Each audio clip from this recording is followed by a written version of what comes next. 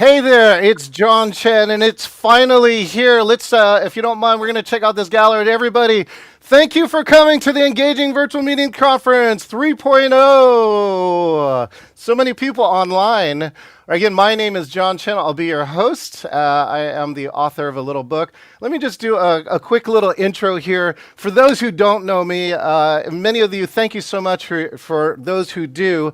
So I'm the author of a little good book called Engaging Virtual Meetings. And over the next 5 days, we're going to have 20 hours of training with the top virtual speakers that I know about. But how did I get here? Well, I used to do this little thing called team building. It was based on geocaching. It was a great face-to-face business where I teach team and leadership skills. By the way, this is my 25th year of my company, right? Did you know that less than 4% of companies ever make it to 4%? And then this thing came around in March of 2020. And this is what my March of 2020 looked like. 15 canceled programs. But you know, I knew through my training that we should lean on our past. And this is what's in my past over here. I was on a little service called Prodigy. If you know what Prodigy is, chat Prodigy in there. Basically, it was the first online meeting space that was graphical at a time when modems used to make noise. In fact, so for decades, I've been trying to get people to get online. And so I even wrote this book called 50 Digital Team Building Games in 2011. So I've been trying to tell people that we could do this. Get online, do valuable work, save the travel and expenses, have dinner with your family and kids at the end. And people said, that's a great idea, John, but here's a bunch of money and you need to fly to Orlando. So I'm sitting in my office with nothing to do. I don't make vaccines, but instead, I know how to make your virtual meeting better. I put this on Eventbrite, and over 5,000 people took this class in 2020. Publisher came around and said, hey, you want to write your second book? And I said, yeah, let's do that. And what I feel like is the cruelest joke from my publisher, they said, we don't know how long coronavirus is going to last, so we're going to make you rush the book. I wrote this book in 9 weeks. So it came out in October 2020, hit the #1 Amazon hot new release, and now I spend the majority of my time designing, producing, as well as speaking at and emceeing virtual meetings. Here's some fun people I've got to work with. Jay Bhattacingya, author of The Walking Dead. Patrick Lencioni, 6 million books, including 5 Dysfunctions of a Team. Elizabeth Gilbert, Eat, Pray, Love, and Julia Roberts played her in a movie. And of course, our good friend Damon John sold a billion-dollar clothing company, FUBU, and is now one of the sharks. So for all of you who are on here, I'm going to give you my #1 tip for speakers. Since you came here for tips and techniques, here's my #1 tip for speakers, anyone who's speaking on a virtual meeting.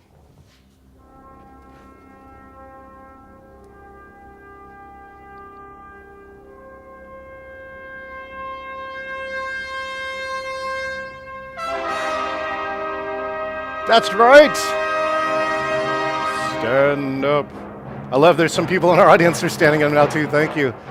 You know, the funny part is all those famous people actually forgot about this tip, all right, which is this, stand up. I believe you can get in the top 20% and get an advantage for standing up when you present. So you can do this way, or let me just share a little bit about what I did over the last 2 years. I feel like summer camp. What did I do at my summer camp? So one is I made a green screen that was big enough so that you could walk through it. And the last piece here is this. This is what I've been working on over the last 24 months, is building this so we can produce conferences like this for you and do them in a super engaging way and doing new things that we've never done before. By the way, I don't aspire for you to build something like this, all right? Because I know this is not for everybody. But what I can tell you is that I hope this inspires you to do one more thing for your setup. It is so easy that it's 2022 right now that you can just be comfortable saying, I know how to log in, I know how to unmute my mic now. And what I'm telling you is that if you want to be engaging and if you want to take your virtual to the next level, think about what's one thing you can take from this conference that you learn and put it into your setup. You know, people like Kendall Cox actually just got a whole new office, so it just gave her a whole new landscape, and I can't wait to see all the things that she does with that. Anyways, that's a little bit about me. I do want to open with this, and I'd like to open with a land acknowledgement. So our Chief Seattle here in Seattle in 1854 said this: every part of this soil is sacred in the estimation of my people. Every hillside, every valley, every plain and grove has been hallowed by some sad or happy event in days long vanquish. I'd like to begin by acknowledging that the land that I'm standing on and that we're gathering in here virtually is within the ancestral territory of the people of Clearwater, Clear Saltwater, or the Suquamish people. They were expert fishermen, canoe builders, basket weavers. They live in harmony with the lands and waterways along Washington's central Salish Sea, as they have for thousands of years. Here they live and protect the land and waters of their ancestors for future generations, as promised by the Point Elliott Treaty of 1855. Thank you so much. We love and respect the land that we're on here. And now, with that, I'd love to open this conference with two of my very good friends. This one, she is the Latinx who met me virtually, has rocked many of my conferences. She's one of the top karaoke singers that I know. And in addition to that, she's one of the most amazing business people I know. She's also authored her first book this year. Please put your hands in the air for the one and only Jo Welch. Hello, Jo. How are you? Excellent. And she's joined by Hi, everybody. she's joined by her friend EJ. Let me grab my description here. I got a key piece here. EJ. Oh yes, EJ. He's a deaf black actor and an advocate. And today they're going to perform the national anthem, and he's going to perform from the lens of a black man in America. Let's welcome EJ to the stage. Hello, EJ. Excellent, Jo. Whenever you're ready, let's take it away. For those, you can either stand or you can also just place your hand on your heart as we do here in America our national anthem. Thank you so much.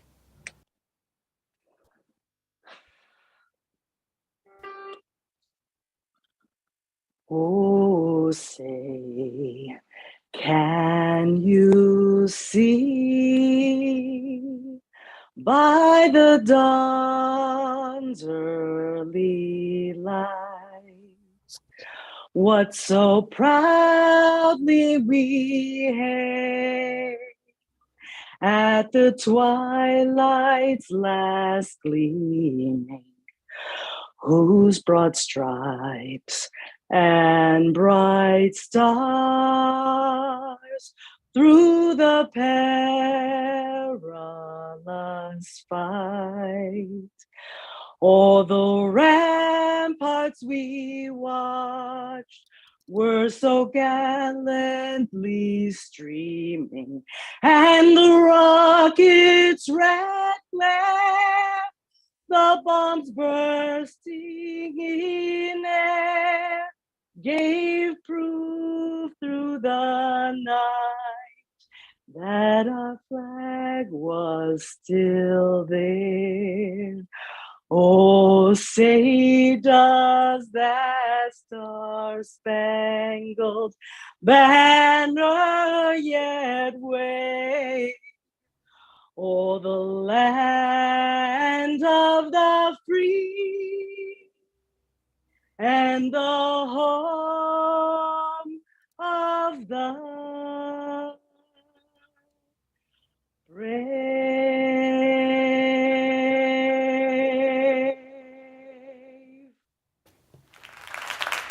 Let's give it up to Jo and EJ.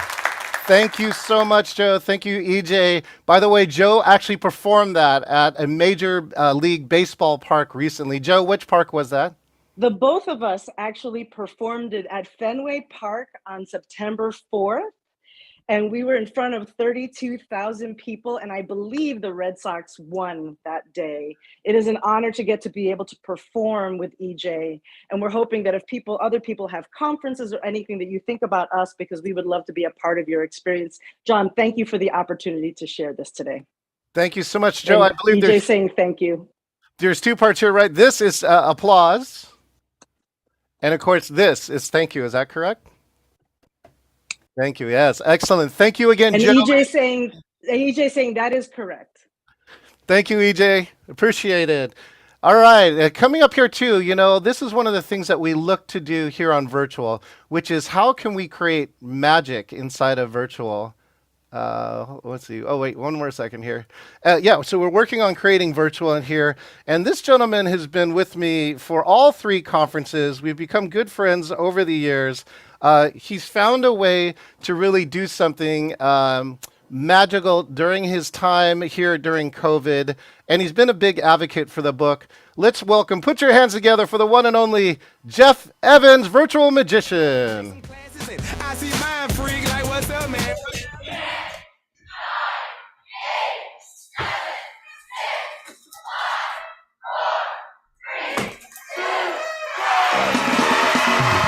Ladies and gentlemen, please welcome the amazing magic of Jeff Evans.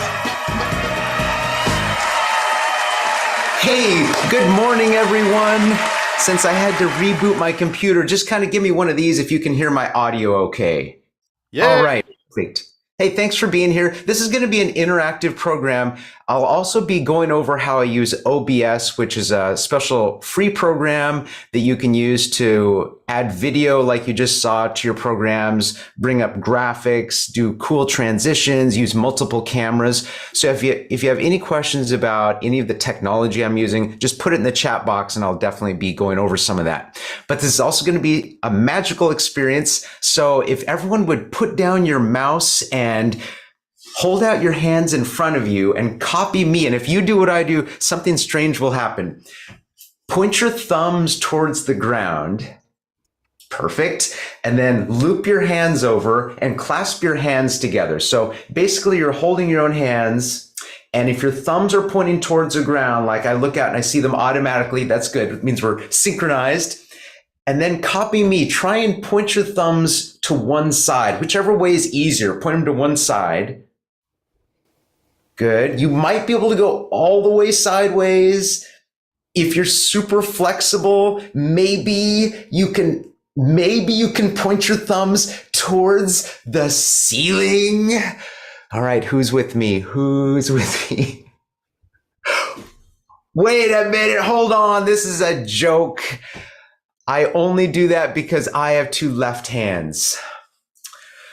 Yeah, this hand is actually photoshopped in, but it looks really good.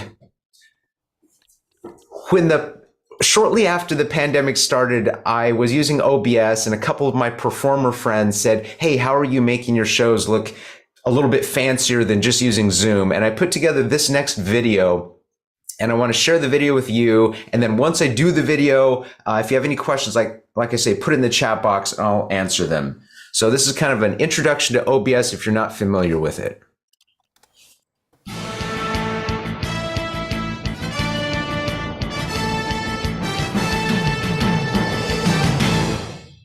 So many meetings are happening virtually and so many are happening via Zoom. Some of my friends have asked me, hey, how are you making your videos and your magic shows kind of look professional? And the answer is I've been using Open Broadcaster software. My friend Louis Fox first mentioned it to me. I went online, I downloaded it.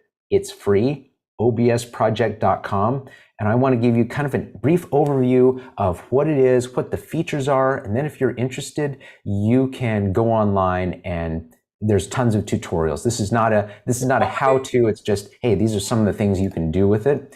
Once you download it, you can't use OBS and immediately use it in Zoom. There are two kind of important things that you need to do. You need to download a virtual camera. This is free, but you start the virtual camera in OBS and then you go into Zoom, and in Zoom, you can choose your video source, and usually you probably choose your web camera or your capture card if you have a capture card. But instead, you're going to choose this virtual camera, and that gets the video from OBS into Zoom. Then you're going to do the same thing for your audio. You're going to download these virtual audio cables.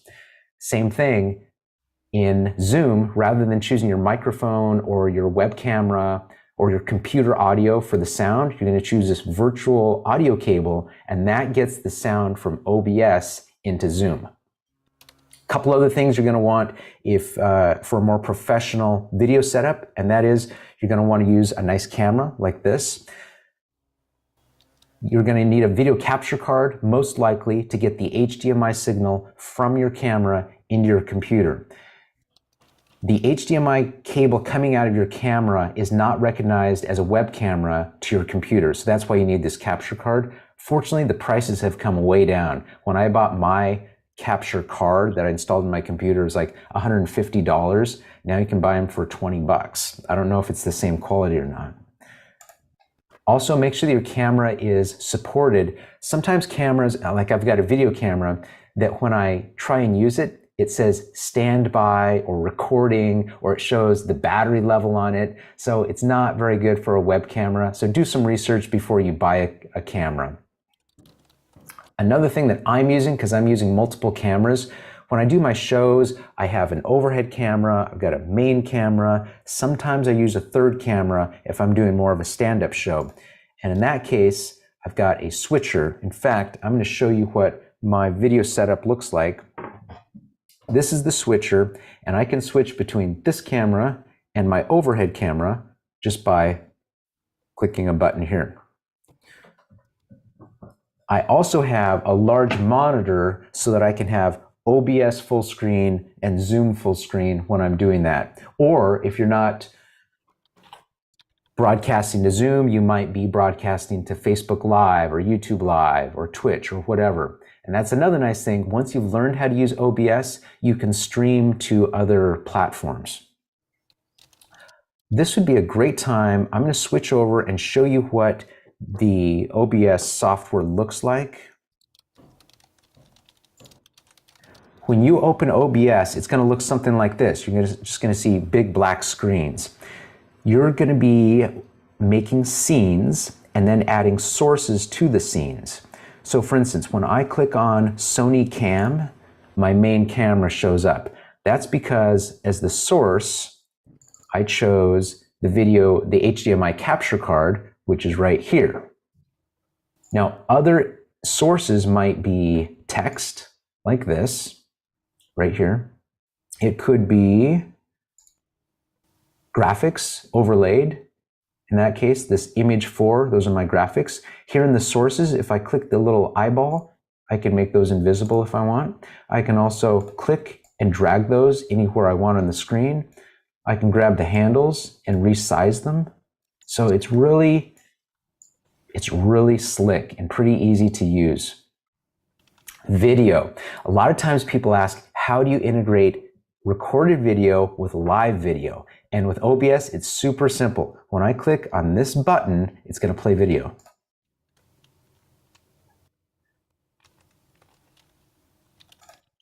So suddenly you can share video with other viewers on Zoom, even if you haven't been given permission to share your desktop. You can do it with OBS. Oh, then the next important thing, huge tip, over to the right, you'll see settings, set hotkeys. Right here, I'm going to scroll down and show you. Here by my Sony camera, I have switched to scene set to 1. So my hotkey is number 1 on my keypad. Number 3 is the Sony Cam plus social media. So I'm going to exit out of this. If I just take my finger and I hit button 3, it brings up those graphics. If I hit button 1, it takes the graphics down, just goes to my regular camera. Now, the next really cool thing is this, the Stream Deck. And I'm going to switch to, I'm going to use the Stream Deck to show you how it works. When I hit this button, it's going to switch to my overhead camera. And then I'm going to, oh wait, there, okay.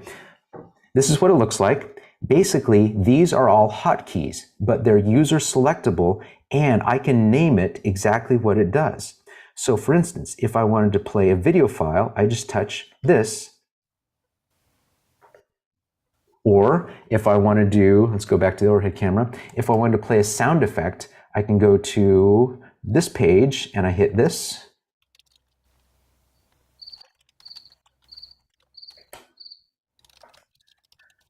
So this thing, super valuable. It's made a huge difference in my streams. And then another thing that I just recently learned is that they have foot pedals. So now you can set your hotkeys for foot pedals. You just step and it can change your camera. It can bring up graphics. So there are a lot of possibilities with OBS. If you have any questions, feel free to ask, or if you need to hire me as a consultant, I could probably even do that. Thanks for watching. So that was all a pre-recorded video. If you have any specific questions, like I say, put it in the chat box. I'm happy to answer any questions. I should also mention that since I'm a magician, I don't use virtual backgrounds. I prefer to use cloth or paper backgrounds, which is kind of cool because for different themed programs or different holidays, of course, I've got Christmas ones. I do magic shows for kids, so I have a kid's birthday one. I have a Harry Potter themed one. And it's super easy if I'm doing multiple programs in a day. All I have to do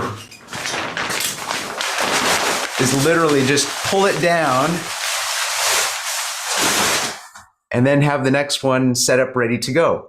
I should also show you what my setup, kind of my studio setup looks like. And this is also pre-recorded just because it was easier for me to do the video pre-recorded.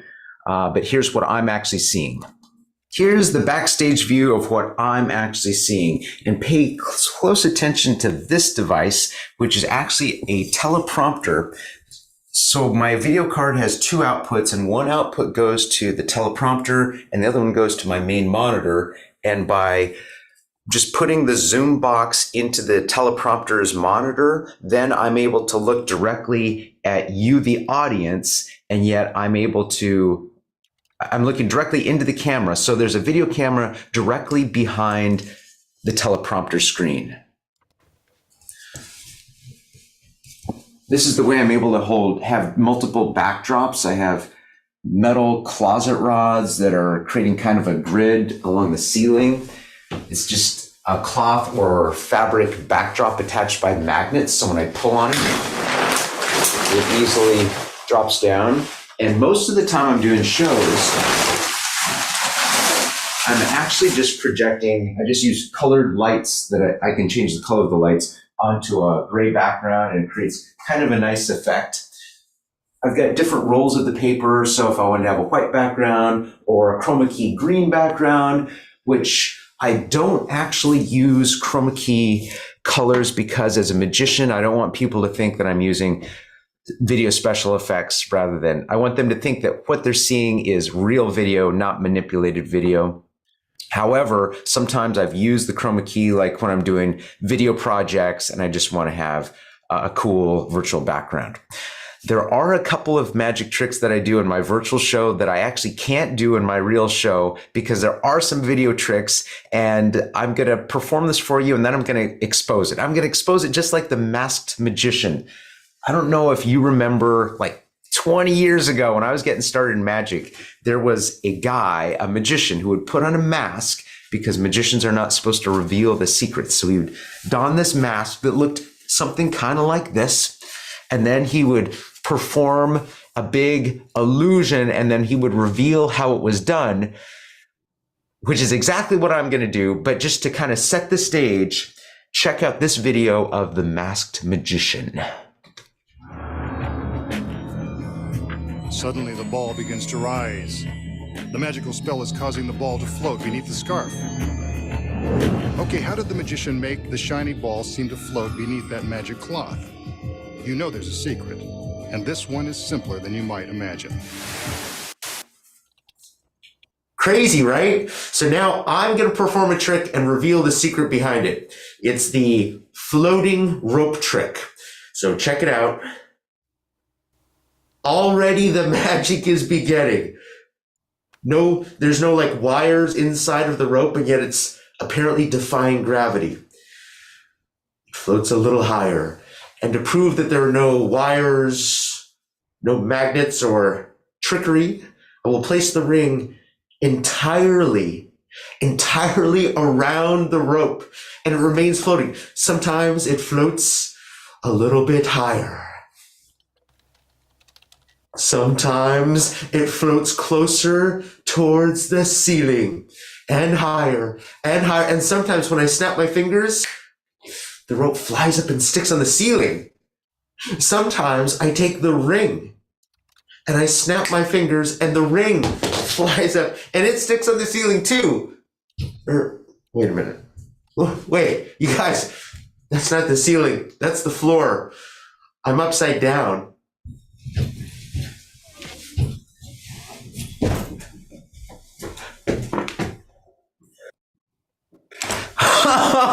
Come come on, come on. The things I'll go to for a magic trick. So some of you, this was kind of different than a normal performance where that entire bit was pre-recorded, but normally I do that live.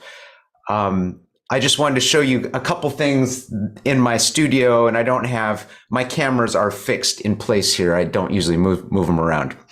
But anyway, that's something, obviously I don't do that in a regular in-person show. But let's do something for all of you right now. I want all of you to think of a number between 3 and 12. Think of any number between 3 and 12. I'm going to bring up a graphic on my monitor. It has a bunch of pictures of fruits, but you're going to lock your number in, a number between 3 and 12. It's your magic number, and don't change it. I want you to find the little circle where it says start here and just point your finger to where it says start here. You're going to move your number going in a clockwise direction, whatever it was. So if your number was 4, you would count 1, 2, 3, you would be on the watermelon, 4, you would end on the pear. But I want you to do that for your secret number. So go ahead and do that now.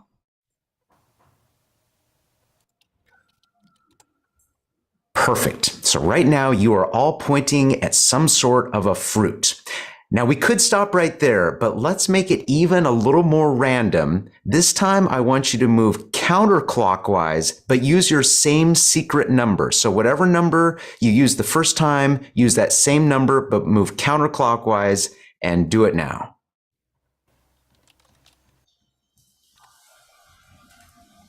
At this point, all of you are thinking of some sort of a fruit, and I want you to just gaze into your camera lens. I'm going to use some special glasses. This is a high technology that allows me to see into your innermost thoughts. Perfect. Good. I'm actually zooming in right now. It's like, ooh, wait. Pumpkin. Is it a pumpkin? If you're thinking of a pumpkin, give me one of these. Yay. And weirdest of all, I actually made a prediction. Before I began the trick, I made a prediction. This is just a table, but it's a really skinny table, so you know there's nothing hidden under it. I made my prediction in a briefcase, and inside of the briefcase, I left one fruit. A pumpkin is actually a fruit. I predicted that you would all be thinking of a pumpkin. Thanks, John. Hey, and by the way, this is not a virtual pumpkin. I also like adding sound effects, and sometimes I'll also add little applause transitions that look like this.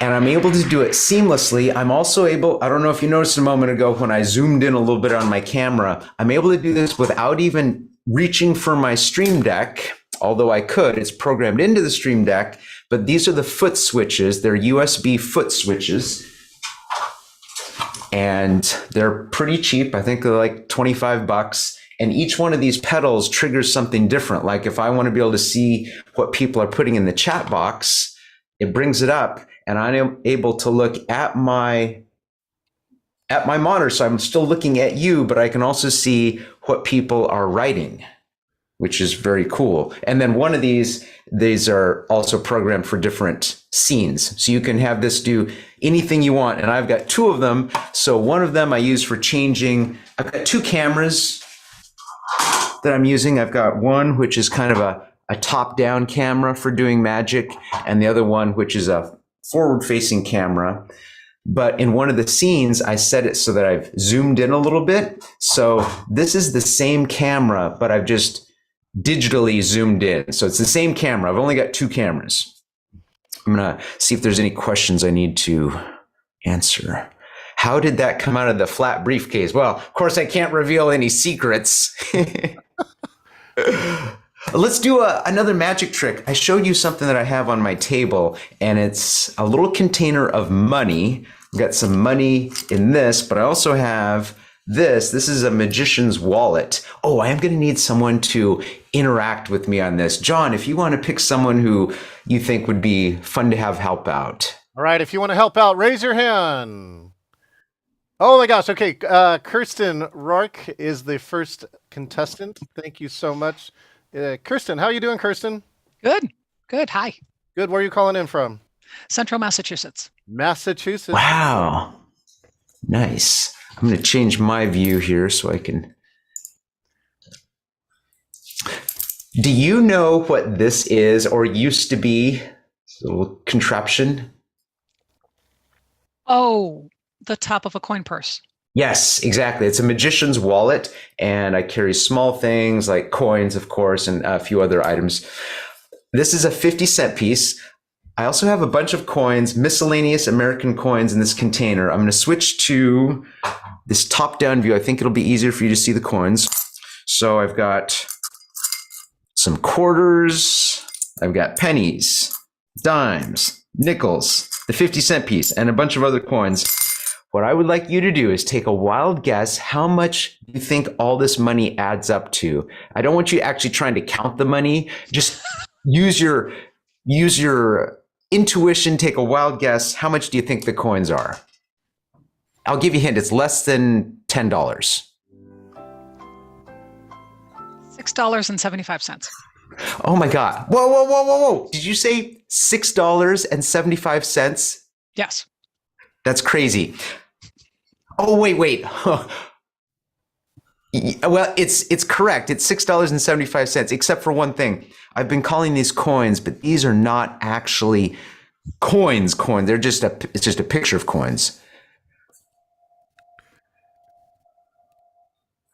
They used to be real money until I took a picture and had them printed. But the weird thing is, on the back of the picture, I wrote how much the coins were actually worth, and they were worth exactly $6.75. Bravo. Thank you so much for helping out.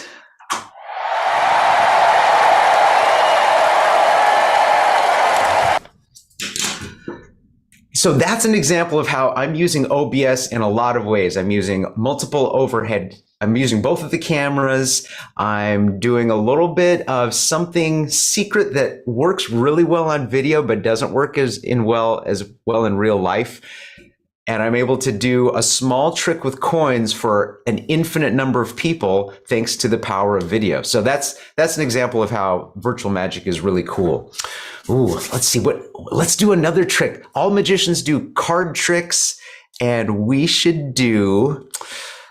would like to have 3 people helping. So if you'd like to help out, just kind of raise your hand and I'll let John pick some folks who would be good to help out.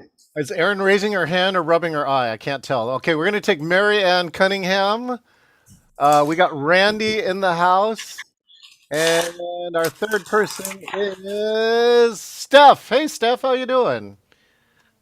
All right, we got a full house, John. All right, and if all 3 of you would go ahead and unmute your microphones, because I'm going to be asking you to make a decision here real soon as I shuffle these cards once.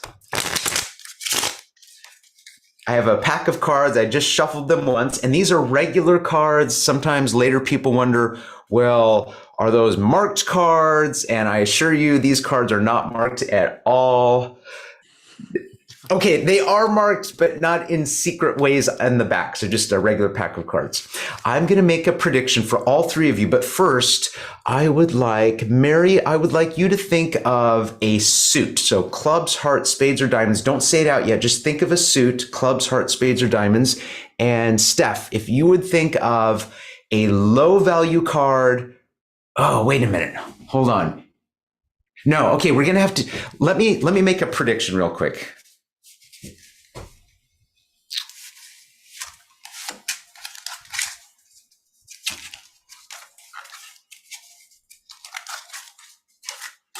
Okay, what I did is I just reversed a card, and I'm going to leave these in my pocket, and I'll show you what card I flipped over in a second. We're going to do this one at a time. Mary, do you like red cards or black cards in a pack of cards?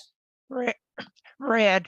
Red cards. Okay, Steph, since we're using red cards, you get to choose hearts or diamonds. Which one would you like us to use? Hearts. Hearts. So it's going to be a red card and it's going to be a heart. And now the big decision comes to Randy.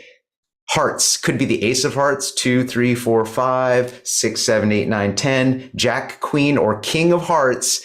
Your choice. Jack of hearts. No way. Okay, each one of you made a decision that has changed the outcome. We've ended up with a red card, a heart, a Jack of hearts. What I didn't tell you is that when I flipped a card over, the one card I happened to turn over is the Jack of hearts. No way. Wow. Love it. Thank you so much to all three of you. This was just like we rehearsed. Yes. Thank you Thanks, for the Venmo guys. deposit. Yes. Thank you, John. Thank you. It was fantastic. Wow. Okay, I've got to take a quick look, see if there's any questions I need to answer here. Oh, and also instead of using the teleprompter setup, I've also seen people put their camera right in front of a big monitor. That works well. Or they sell special cameras that are really tiny that, again, they're kind of can be placed in the middle of your monitor. And that way you're able to maintain eye contact with your camera, but also see other things happening in the screen around you. I chose to go with kind of a simple setup in that I'm just using one big monitor, but it's so big that I can have multiple windows open on it. So my smaller teleprompter is what I'm looking at right now for the Zoom program. But then down on my other screen, I can see OBS, I can see my Stream Deck, I can have a web browser open, that sort of thing. Man, I'm surprised there have been no questions about any of the technology yet. So let's do one more magic trick. In fact, oh wait, it's time to play the Tic-Tac-Toe Championships. So I need to find someone who's really good at tic-tac-toe. So as long as you know how to, get 3 in a row, horizontally, vertically, diagonally, that's what I'm looking for. Someone who's good at tic-tac-toe. I got Sunny, and by the way, Sandy Masters asked, what teleprompter do you use? Oh, that's a good question. Man, let me look at it. It says Glide Gear on it. Glide Gear. Got it. Thank you. And All when right. you get a teleprompter, you get it's basically kind of like a half mirrored glass setup, and then you have to buy the monitor that goes in it. So there's 2 parts to it, and you have to make sure that your video card has 2 outputs, because one will be going to the teleprompter and the other one will go to your monitor. So is it Sunny. Sunny? That is correct. And where do you live? I live in Stillwater, Oklahoma. Whoa, cool. I'm kind of in the Seattle area, a little bit south of Seattle.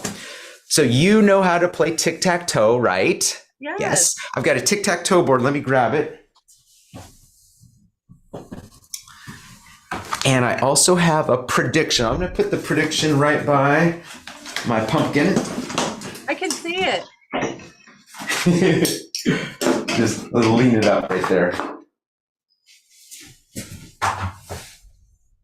So of course, to win at tic-tac-toe, 3 ways, 3 in a row, horizontally or vertically or diagonally. I'm going to, I'll be the X's. I'll go in the middle. So you can go at A, B, C, D, E, F, G, or H, your choice. I want to do A. You want to go right there in the corner? Yes.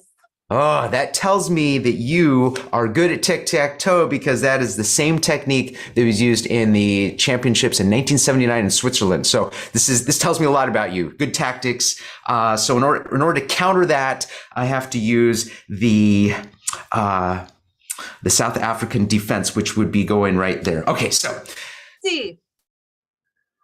wait, what'd you? Oh you no, already no, said- no. Well, No, hold I on. want the one on Let me top. relabel them. You could go at A, Okay. B, C. C would be good. D, No, D. not so good. D, D. not. I Really? want D. That's And unfortunate. I was only 2 in 79. Thank you very much. Okay. Oh, then I'm just a little bit older than you. Right. Okay, so now it does not look like I am in any imminent danger, so I'm gonna go. Oh, now this is going to be sneaky because I'm not sure how close you're paying attention. So you could go at A or B or C. I want D. Oh man, that wasn't even an option. You're gonna block me. Oh, so now it's only one more chance for me to win. Okay, so do you want to go at A or at B? A. What's it gonna be? A. Okay. Okay, and then I'm gonna go there, and oh man, no one won. It was a tie game, Cats game. Oh, although I did say I made a prediction. Interestingly, the game that you and I just played, we just played OXO. My prediction was OXO, and then we played OXX, OXX, XOX. But we haven't just been playing tic-tac-toe. That would be too easy. We've also been putting a puzzle together because on the back of every one of these game pieces, there's part of a picture. Like that's part of a picture. That's part of a picture. That's part of a picture. But these pictures only make sense if, just like a puzzle, every piece goes in the right place, which means that you and I had to play the game that we just played exactly the way that we did.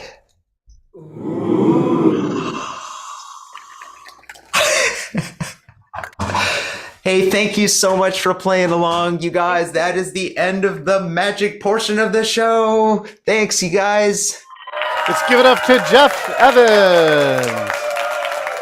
Jeff, we got a couple minutes for a large group Q&A. So let's Cool. see. Anybody has any questions about how to do some of these things besides the secret to his magic trick, which he can't reveal? Oh, the center cam. Thanks for putting that in the chat, Donna. That's the little camera that goes in the middle of your monitor. And I think that that would be a good investment. Probably better than the teleprompter setup. Honestly, it would be more simple. It's about $100 or less, and the camera, you can actually put it lower thirds, and you put it one third down the screen, and it allows you to look directly at the person, especially if they're spotlighted, and again, you're looking straight at them, and so that's really where the camera was invented, basically in the last 2 years as a Kickstarter. Cool. Excellent. Kendall's looking forward to some overhead cam work, right?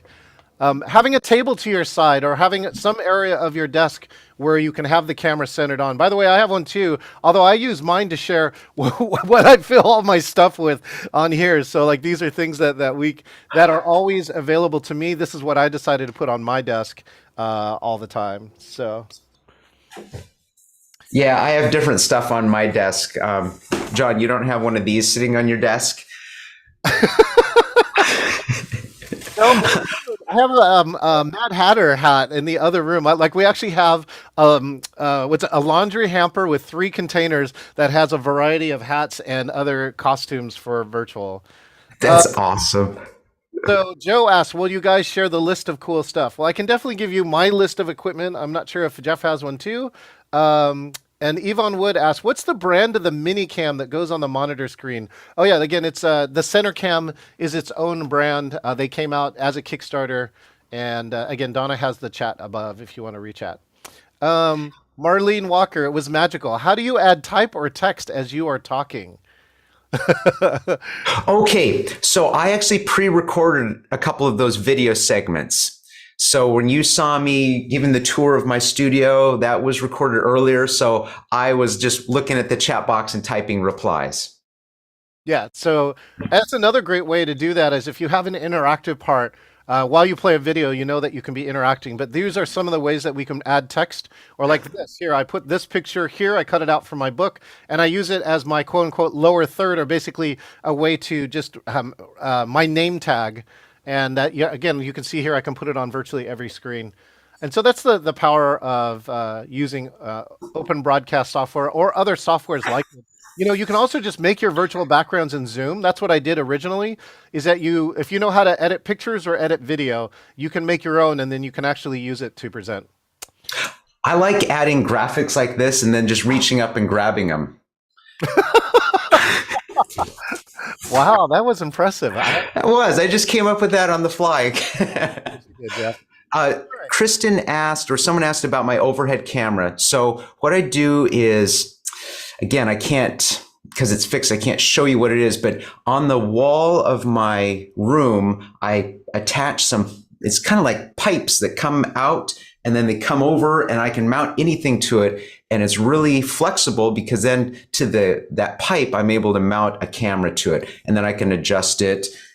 So this overhead camera, I can easily zoom in. It's my camcorder, but it has an HDMI output. So I'm able to, it gives me full control of the lighting and the focus. So it's perfect for me because when I'm doing magic, I need people to be able to see what the cards are and stuff. What I love about what Jeff does too is he customizes his magic shows, things like that. He can take any image, such as your company logo, and come back and represent it on that tic-tac-toe board. Oh yeah, they did want to know, how big is your room? I said my room now is 10 by 20, which is now allows me the green screen to walk backwards. Yours is bigger. Yours is bigger than mine. Yeah, so I mean, see, he can walk backwards. Oh, I mean, it's plenty of room for what I do. Yeah. Yeah. Excellent. Well, let's do this. As traditional with all this, we have about 45 minutes. Now, for those who want to take a break, go ahead and take a break. Let's give one more round of applause for Jeff Evans. See everyone. Thanks, John. This was awesome. So again, if you want to hang out, Jeff, we can answer a few more Q&A. But again, it's break time. We're going to get set up for our next program. Coming up next, Powerful Connection is the beautiful king and spectacular queen with Anne Nguyen. You got to see this. There is some really cool tech that is accessible to you. If you've ever wanted to do quote unquote, speed dating on Zoom and figured out it was really hard, you're going to see how easy it is. Hey, Jeff, thank you so much. You're welcome. Thanks, John. See you, everyone. All right, let's head to the gallery. Let's get some commentary. The mics are open. Anybody want to give some comments? Feel free to unmute. Raise your hand. Let me know what you thought about Jeff's program, if you have any questions for him. Renee says that was very cool. That was excellent. I just love the additional planes and, really, again, it goes back to that engagement, and that was really a lot of fun. I unfortunately turned away to missed out on the moment of plucking your book out of the air, but I'm sure I can always ask or do a replay. We're going to have to destroy the video of that because you'll figure it out. It was nothing fancy. It looked fancy. That's all I can say. That was fantastic. That was really, really good. I'm loving all of it. I'm loving the way the chat's being handled, the way John's doing stuff, the way you're doing stuff, what Joe was doing. It's all awesome. Thank you so much. Let's see, Donna. Donna, I'm going to leave you to host the group a little while here and do some combo. I'll be right back. Then I should probably come off mute. It's like April Cox, one of our good karaoke friends, is taking a lot of notes, and she also has a YouTube video channel and her bird Fox on that. Anybody else have comments for Jeff? Questions?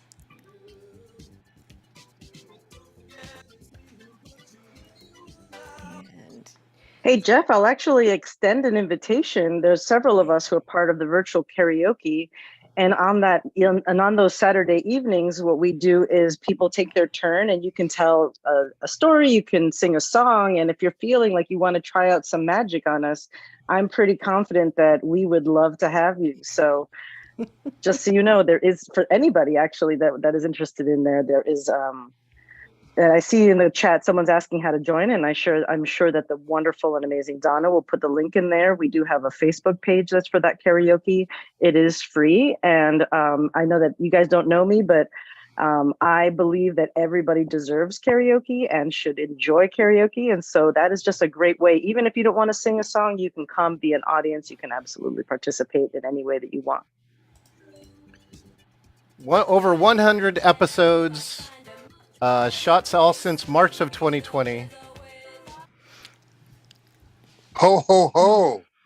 Terry McLaughlin in the house. He was watching the live stream. I sent him a link. I sure was. It's good to see you, John and Donna. Good to see you too. I bring a little magic too. And your magic today is? Oh, I just got booked for 3 more gigs.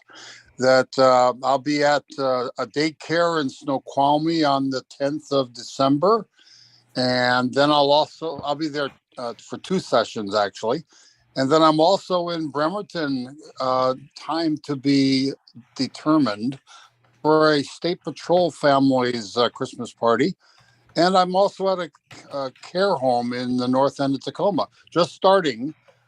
You can get a hold of me anytime for any gig that you want. And John can give you all the information how to reach me too. Well, Terry here, of course, was our Santa featured in Engaging Virtual Santa in 2020. You know it.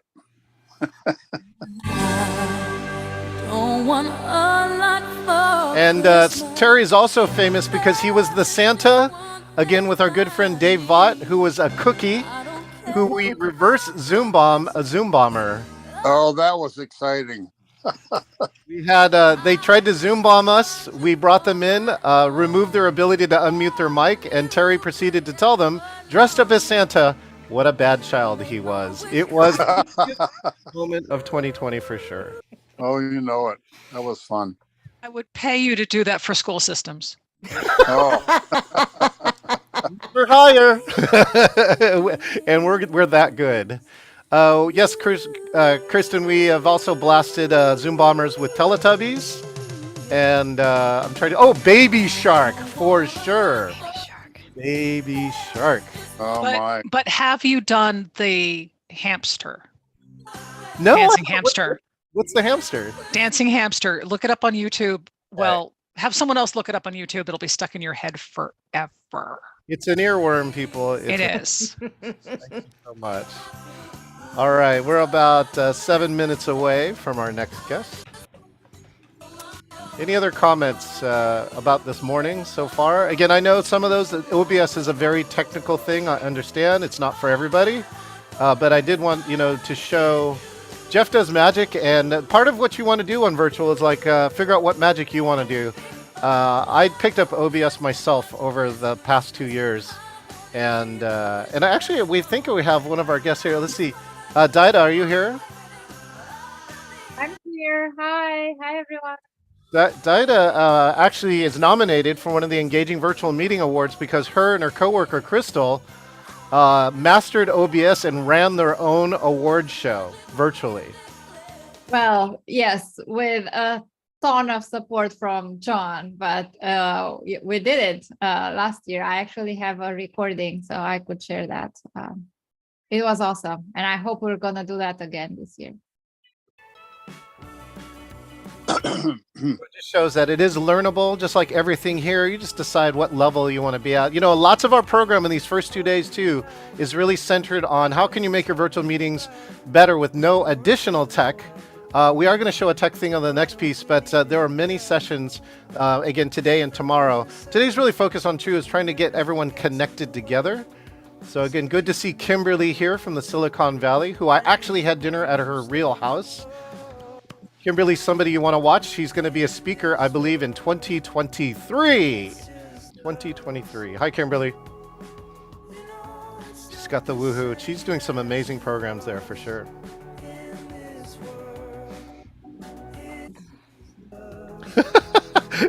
Kimberly is master of emojis too.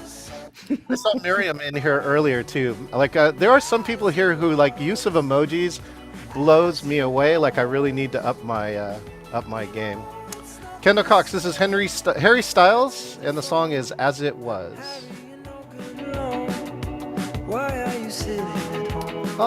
So there's a go. There's a link to the award ceremony. And again, Daida and her coworker Crystal discovered all sorts of things like, data speed connections, computing power. These are all things that come into play once you start heading into intermediate and advanced territory, that's for sure. Yeah, Debbie. Hey, Debbie. So this is a great question. I do have an ASCAP license. It does mean, though, that it doesn't mean like my live streams will most likely get muted during these sections, but I know that. But I do pay for an ASCAP, ASCAP. There are multiple other types of licenses for that, and it does give me the right to play any song in their library in a virtual meeting. And happy to pay it because a good portion, apparently 50 to 80% of the money, does go back to the artists, and I think it should. So, yeah, thanks, Debbie. Yeah, I really looked at it after the first year, and of course, by being parts of the meeting industry, I want to do it the right way. So yeah, back to my setup. If you are interested in how I'm doing this, my personal setup is I have a mixing board. So this is an iPad, and the iPad, the output is stuck into my mixing board. So that should be this. Here's my mixing board. And the real reason for this too is because I want a lot more control over the audio. So you can do this, and we'll show you how. It's share screen advanced computer audio. But if you don't do it this way, a lot of times the audio control in the app is like either all the way on or all the way off. But here, so I believe now I put it low enough, like you can give me a thumbs up if you can hear my voice and still know what song this is. 1, 2, 3, 4, 5, 6, 7, 8, 9, 10. Yeah, see, we did it right. So I spend, like, when I'm producing, I spend like half of my time my left hand is over here on this mixing board trying to decide what to do with it, right? And so, like, you know, for big hits too, like we can say, oh my gosh, Jeff Evans, when he was upside down, he was levitating.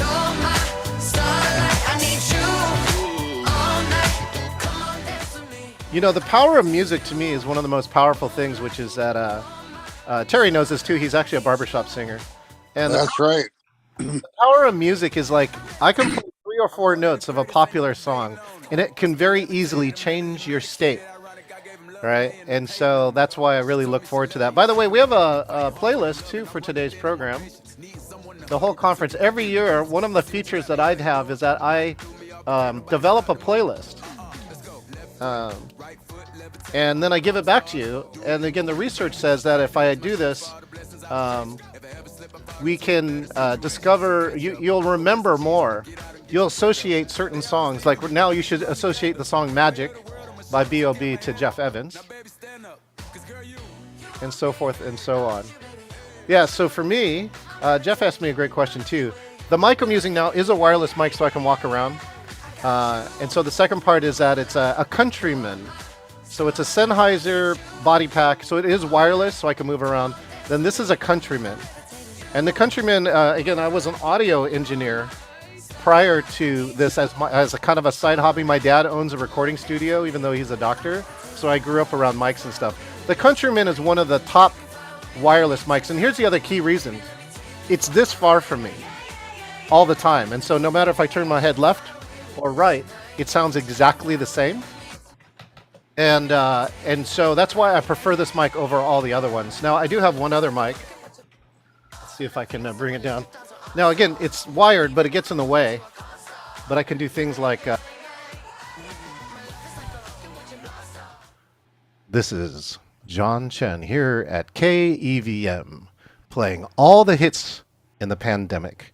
And now, let's listen to Cold Heart by Elton John, who just played in Seattle, Washington. There you go. So there's an example of a second mic.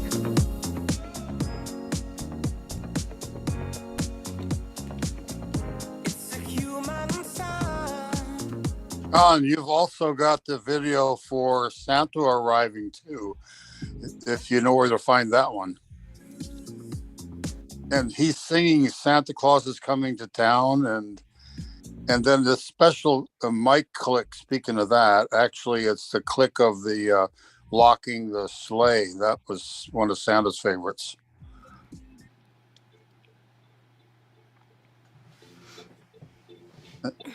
These days my waves get lost in the ocean. 7 billion swimmers, man, I'm going through the motions. Sent up a flare, need love and devotion. Traded for some faces that I'll never know. Notion. We don't have your audio. You switched to the other mic. Yeah. Yeah, hey, look, I told you, 35 years can still get caught on mute. just to show you that even after 35 years, it's like, I love to tell people, it's not your fault, right? It's not your fault. This technology is still in such a way I don't get all the cues for it. So look, you can do this thing too. Kathleen, is this thing on? All right, this section is called The Powerful Connection is the Spectacular King and the Beautiful Queen. I can't wait to introduce this next person. She's the head of customer success at Twine. Prior to joining Twine, she founded Spark Event Management, an award-winning full-service event management firm. She's a seasoned business event professional with over 15 years of event design, and really cool, over the COVID-19 pandemic, she led 50 leading event professionals to coordinate the Global Meetings Industry Days goes virtual, and they broke a lot of records. She was also named a Meetings Today 2020 trendsetter. Please put your hands together for the one and only Ann Wynn.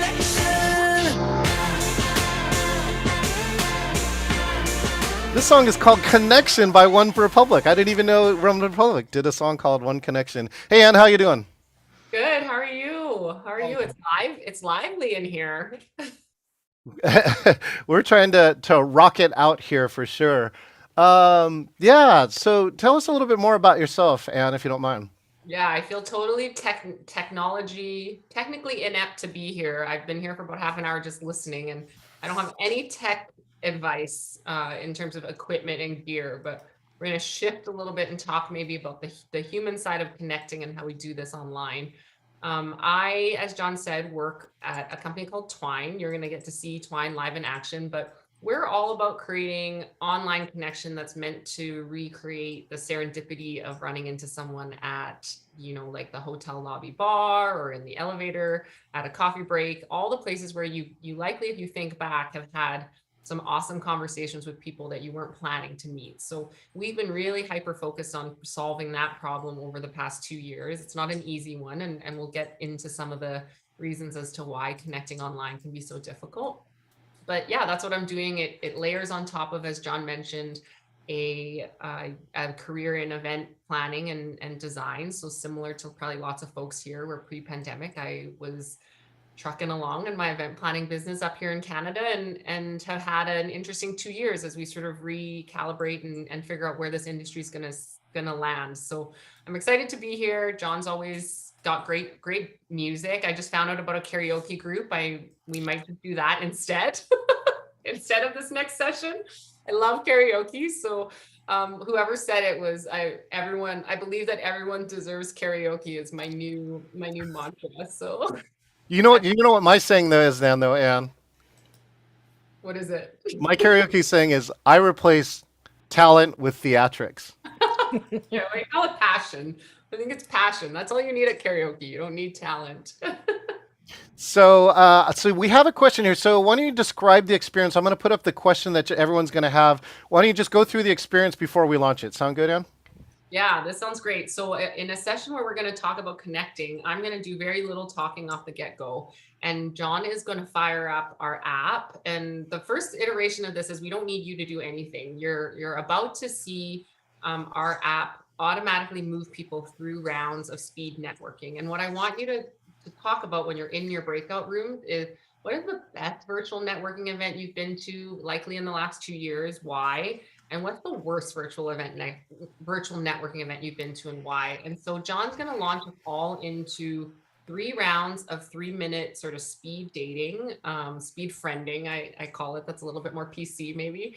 And just chat with your partner about this. When we come back to the main room, we're going to have a couple folks volunteer to report out, and we're going to try to see if we can pull out some trends of what makes virtual event networking work and what doesn't. So when John's ready, he's going to hit go, and you don't have to do anything. You should just get moved into rounds of speed networking. We're going to do 3 rounds. 3 rounds. Again, when you get into there, spend about 1.5 minutes introducing yourself, answering this question, and make sure the other person has time to talk, and make sure that is done before the end of your 3 minutes. All right, cross your fingers. Here we go.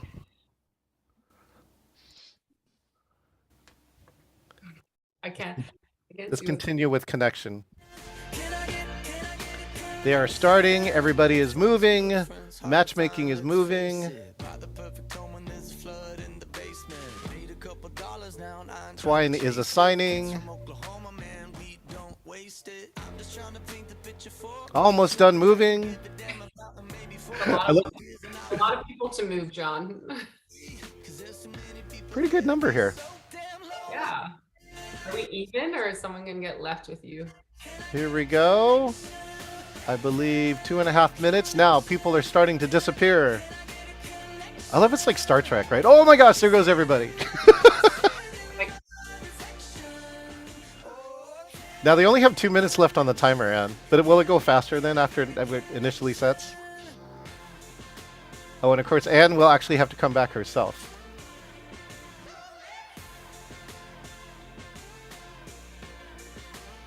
All right, so what's happening here? Oh, and here we're going to put the question here for everybody. There we go. Question is now in every breakout room.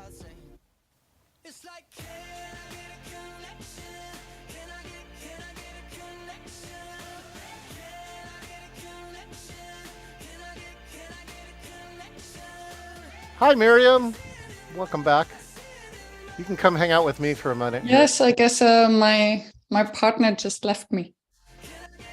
That's okay. I know we have a lot of people here and a lot of different sets, so we're going to figure out who's there. In 80 seconds, you'll get rematched. Yay! Second My time. person was not responding. So. What I started doing is I always create more breakout rooms than necessary, and then I can move people around. And for those who join late. So what you want to see is this here too. Let me just give you a little insiders here. This is what the Twine control panel looks like. So you can actually see all these other people are set up in one-on-one tables right now. And again, that's why it took so long. Yeah, the initial setup with this many is a little big. So I do believe the next one should go a little faster here, and it should rematch you in about 30 seconds. So if you say yes, I think there might be a prompt for you. Then you will come into another group. But of course, we have other people here. Hey, Kimberly.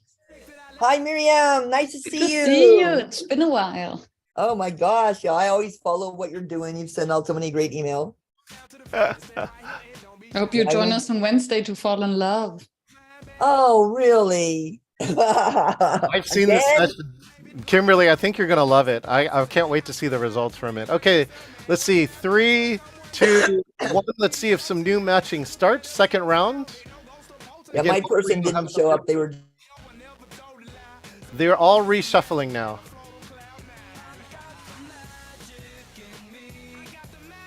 And here I'll do a broadcast, right?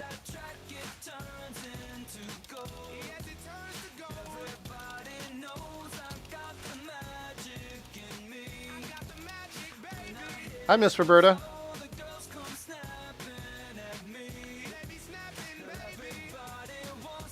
Oh, wait, your mic is out. Where's your mic? Oh, there you go. I hear me. Yep. Here, let me clear all the spotlights and get people who are here. There we go. Okay, what's the best or worst virtual event? Let's go to Tess. Hey, Tess, how you doing? Hey, John, doing well. How about you? Good. Best Yeah, I was reflecting on my best virtual networking event was part of like a group that I'm a part of that's all about racial equity.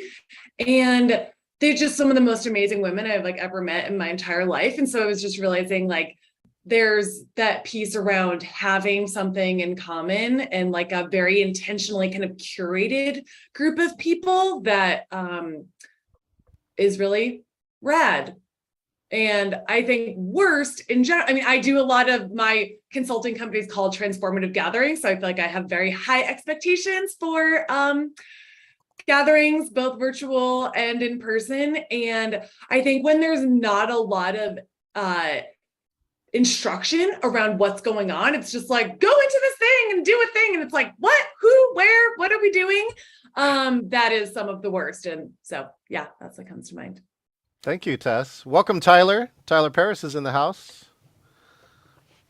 How about you, Kirsten? Kirsten, do you have a best or worst meeting? So I actually was saying in the other group that best so far is definitely this one. Because as you know, my thing is creating engagement online. That's my job. So usually I'm the person going in going, oh God, no, don't do that. but I have a Friday morning Innovation Women group, and they're really good. It's pretty mellow, but they're great. But most virtual presentations, I'm kind of going most of the time. So yeah, we'd hope to rectify that. Hopefully that you would be excited for your next virtual presenters as they come up if they learn some of these key important things. Kimberly, do you want to chime in? We've got 15 seconds for the next match. So again, if you don't get matched up with somebody, just come back here to the main room. Come hang out with me. But we are going to match back up in 5, 4, 3, 2, 1. So yeah, Tyler said first EVM was his fave. Okay, you may get reassigned. Third round coming up, and then I will stop after third round. We'll come back here. She has some other cool things to show you. It's so crazy to watch these breakout rooms, right? These breakout rooms are like all gravitating to all different places. Kirsten's still with me. Oh, hi, it's good Pam. for me. No, this is awesome. Thank you. You're welcome. Pam, I hey. need a buddy. I need a buddy. Well, I'll be your buddy. I'll be your pal. Pam, where are you calling in from? Chicago suburb. Chicago. All right. Mhm. There's a great, was it a drone video or a city video that somebody did of Chicago? Oh, of Wrigley Field. The Wrigley Field video is whack because they have a drone that flies through the entire thing. Okay, best or worst virtual networking event? Best one I've ever attended. Recently, my organization launched some room thing where you moved your mouse around and like you could go sit at a table. Like, and I had never actually. What's a room thing? I know. I got to look up what the software is. So like a VR 360 kind of? Yeah, I mean, yeah. So yeah, and I was like, I would go in and I would like slam into people, and it was just really fun. And like, it was just because you could just go face them, and I had never actually experienced it. And like, if I would turn, it would start to fade. It was amazing. So you could just pop in and out. It really imitated a live. It was so cool. And even though it wasn't structured, I was just able to bounce around, and there were tables that had topics, specific things. But feels like Remo. What's that? Sorry. It sounds like Remo if it has tables. The platform. I'm gonna look this up because I really need to. It's so fantastic. Have Remo? You said. Yeah, REMO is one of the table-based ones. But yeah, that's the one thing to really look for in the next year. People are going to continue to try and figure out how to solve the networking problem. And the challenge is sometimes they're not as good as, the one thing that Zoom has really done over the last 2 years, and I can compare to a lot of platforms, it consistently keeps the audio and video going. Mm-hmm. Right? And it degrades well. So even if you have low bandwidth. And so, this is why I like Twine for Zoom personally. I've been watching Twine and its interpretation. And when they finally got a platform on Zoom, it means that you can stay in the platform, and then still do stuff like this. We're about 15 seconds to go. It was called Showboat. Oh, Showboat. Showboat. Showboat.live. Okay. I gotta go look this up. Here comes the group. Is going to come back in 3, 2, 1. Here we go. For hours last night and we made it nowhere. Can you name this song? In your eyes when we're halfway there. Oh, no. I'm not fazed by all the lights and flashy cameras. Cause with my arms around you, there's no need to care. Don't fit in well. We are just Oh, I got to see if all the rooms are going to close. Oh, did it start another round? Oh, yikes. No, I have no timer. Let's bring Ann back. Oh, there we go. Now everyone's on the...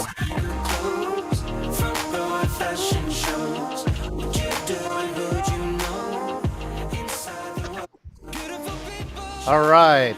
Let's see. Oh, there she is. Hey, Ann. Welcome back. Let's we'll get your mic on. Oop, one more time.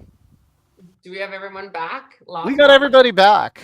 Not lost in the ether. Yeah, 3 minutes does go by quick, doesn't it? So A couple of things I'll speak to on that experience you just had. So we're going to try something shortly where we're going to try to get everyone into the Zoom app that John is using.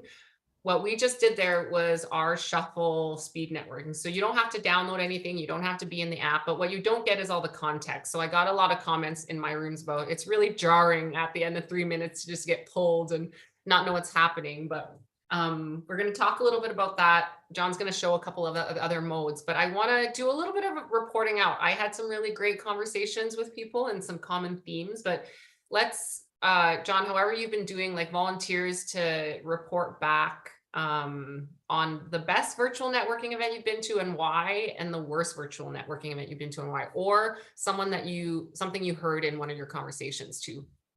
Perfect. If you want to share, please raise your physical hand or your virtual hand.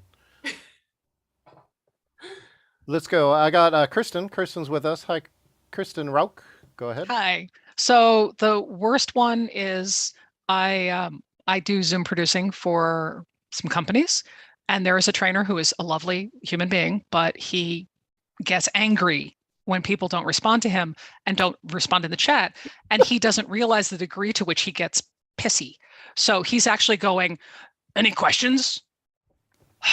No. You know it's going to be a long day if you don't talk to me. And I'm kind of in the back going, so that would be the worst.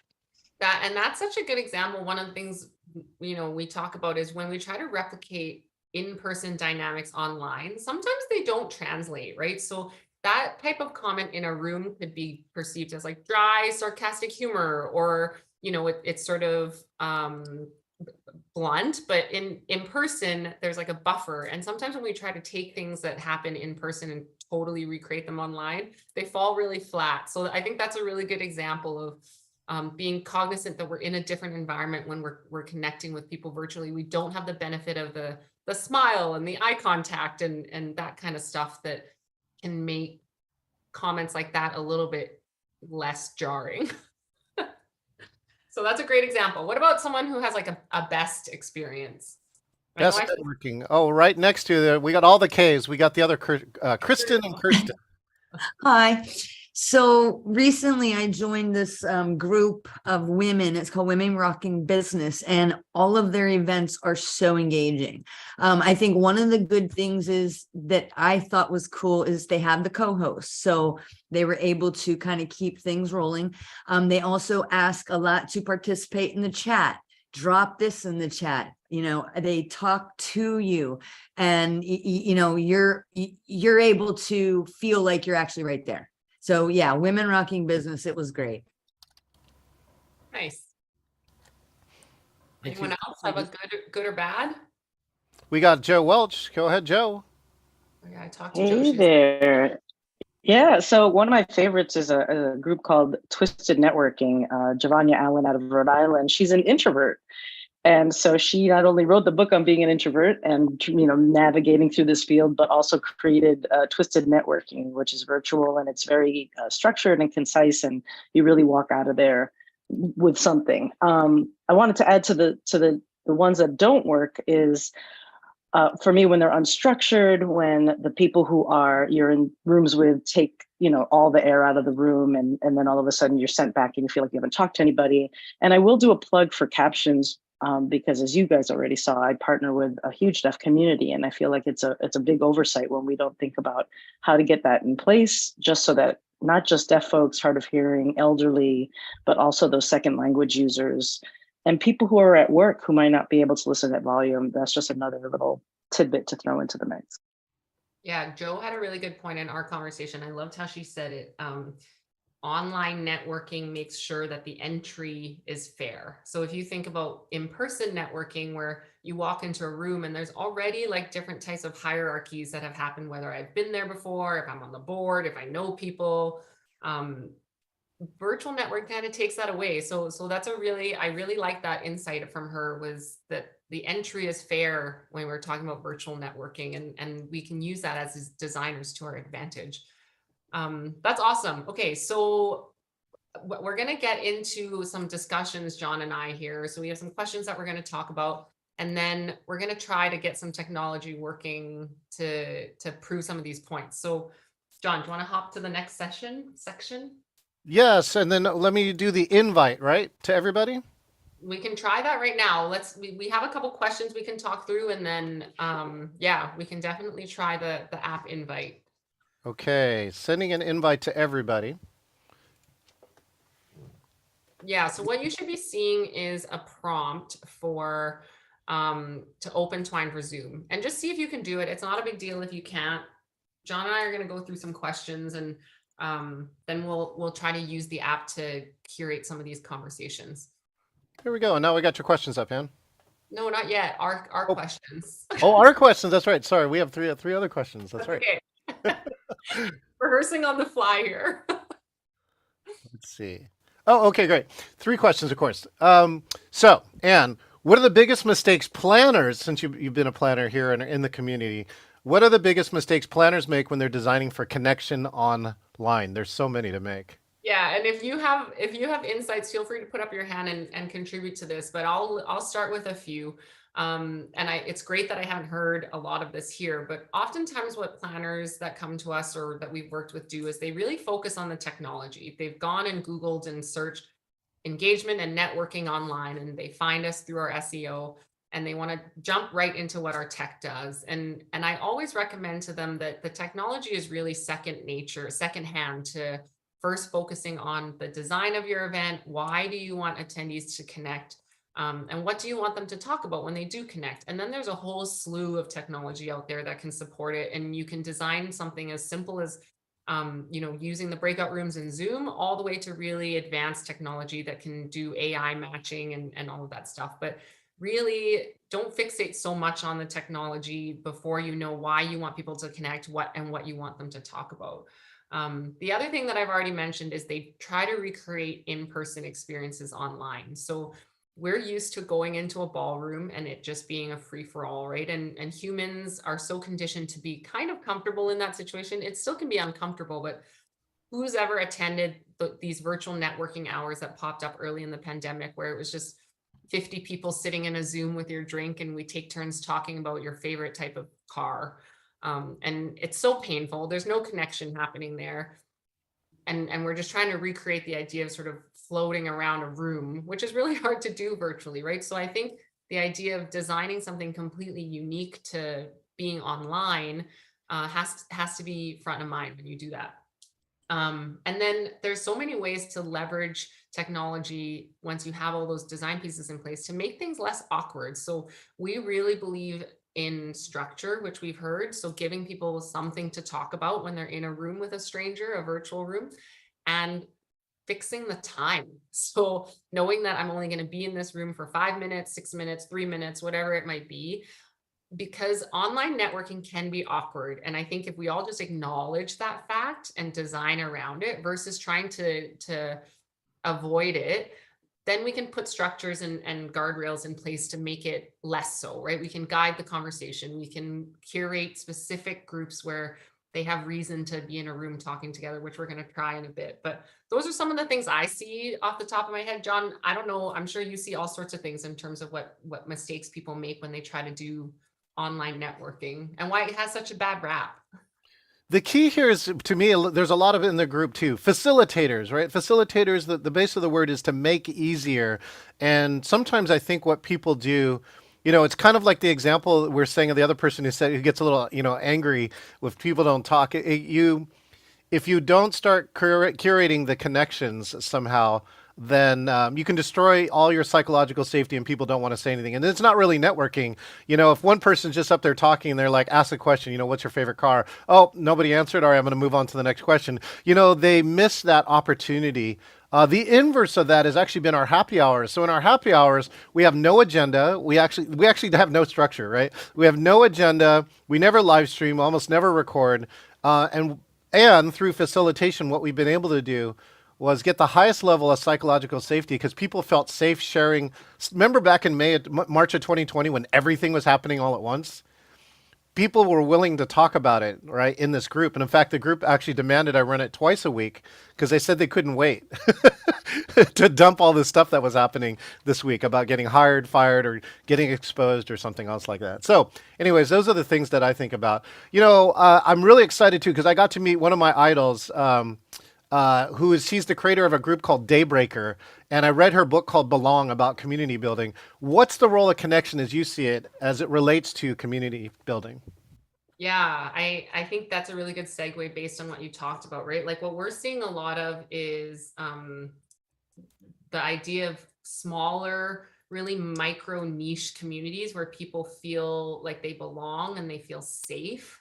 And what a great way to create that now that we're not limited by physical and geographic limitations, right? So the group that you just talked about, the reason that you can get to a point where you don't need structure and you don't need a ton of design and people can just come and talk is because you created a very safe space for a small group of people. And the more targeted and the more specific you can be about what your community does and who it serves, I think the better off you are than some of the things that you're seeing now where we've seen the massive platforms and the massive brands try to build quote unquote community around their brands.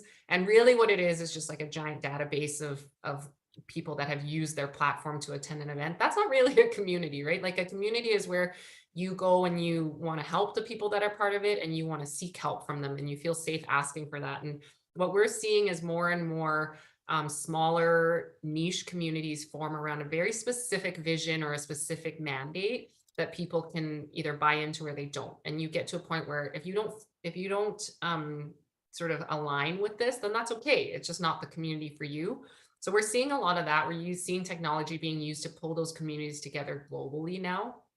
We're also seeing this inside of companies, right? So if you work on internal events or sort of work with HR teams, one of the groups we're seeing a lot of rising out of are like employee resource groups. So Latinos at eBay or LGBTQ at Amazon, and they're forming these social communities inside of organizations because now we're not bound by having to be in the same room. So a lot of folks are using our technology to develop those very kind of saturated, intense communities that are really moving a lot of initiatives forward, more than you would think small groups like that can. But when everyone's so fully bought into what the community is about, I think that's important. And that's really in line with the example that you just gave of the group that you created during the pandemic.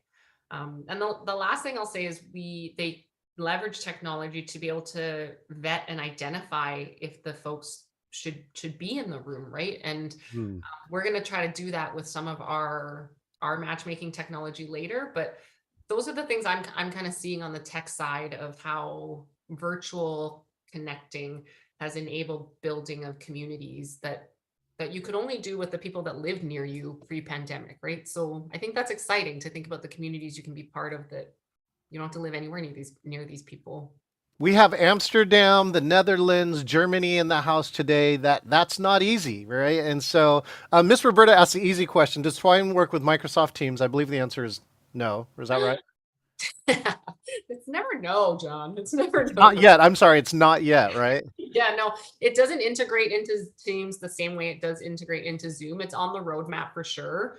We have lots of clients at Microsoft that use Twine, our web product. Oh, that's right. Yeah, our current what we're seeing now doesn't work in Teams the same way, but yeah. Good question. So again, what you meant by that, you can run this in a browser and not use any platform, and then it'll run anywhere that you have a browser. The last one here is, what trends do you see happening in building connections online? We're going to be looking at the future later on in this program, but I'd love to see your views since you specialize in making connections. Yeah, and I'm excited to tune in as you talk about the future. There's lots of things hitting the event planning world that and one of the questions is what are these are fads and what are these are going to stay, right? So we're seeing a lot of the things that you're all seeing in terms of discussion about the metaverse and gamification and how crypto is going to play into ownership of events and all of that kind of stuff. I'm actually not seeing a ton of people engage in his traditional event networking. So when we host a conference for a client that's a 3-day event and we build out a networking session online, whether it's hybrid or virtual, the adoption is actually really low there. I think people, and that probably has a lot to do with how the rest of the event is designed, but where we're really seeing engagement is, like we said, in this community world where they're finding times pre-event, post-event to connect with people that they've met there, or within companies. So one of the trends we're watching really closely, and I think all event planners should be watching closely, is the remote work, right? Like how work from home, work from anywhere, as the population becomes more distributed, online connection is going to be critical to keeping these organizations running. So I pulled a stat of like 58% of Americans can do part of their job from home, and 87% of Americans would do their job from home if they were able to, right? So when you start to think about how we're changing the way we live and the way we work, Yeah. Online connection is going to be really important part of that. And I think that it's not going to replace in person, but I think it's going to augment. Yes, communities of practice is a perfect phrase for this. Like, it's really going to augment how we keep these, whether you call it a community, your network, your association, your company, whatever, it's basically you're building online communities. How we keep those connected between our ability to meet in person is going to be really important, especially as humans, we're changing the way we work, right? So that's the trend we're watching really closely. I'm super excited to hear about some of the other things that are hitting the world of event planning, but that's kind of the big one that I think about a lot, of how technology can help change the way we connect with our peers at work. Speaking of which, let's connect some people, right? Yes. Okay. Now we're going to try this. So we're going to try to invite you all to the app, and John's done that. And you may or may not be able to get into this app depending on your Zoom settings and your permissions, but he is going to launch a map. So if you're able to open the prompt he just sent, yeah, there's no try, only do. That's right. One of the tricks is if you're logged into Zoom and it seems to be disabled, you can log out, but if you can't get into it, we'll move you manually into the breakout tables. So John's going to launch, if you can open the app, you're going to see it sort of pop up to your right-hand side, and you can pop the screen out so that you can see more of it. He's going to launch our what we call visual breakouts. So this is meant to kind of try to recreate table topics. So when he launches it, we're going to have you talk about 3 different pillars, because I think that online connection comes down to 3 things. There's design of the experience, the trends that we're always working with when we're talking about technology, and community best practices. So you pick a table that you want to talk to, or a topic you want to talk about, and jump into that table when John launches this. Okay, here we go. You'll have about 10 minutes in this room. I'll send you updates by broadcast. And feel free to move between the rooms too. Just to try out the tool. Okay, let's see. We're going to share to the breakout rooms now. By popping into a room, clicking the join button, I see people starting to move. And if you can't move with the app, you can also move yourself traditionally through the Zoom breakout room, which is on the bottom toolbar, the 4 squares. Hit breakout rooms and join one of the rooms.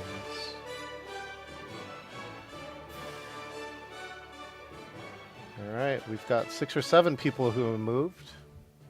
I'm going to move. Bye. If you want to help too, or you want me to move you, you can always chat me. Just tell me which room you want to move to.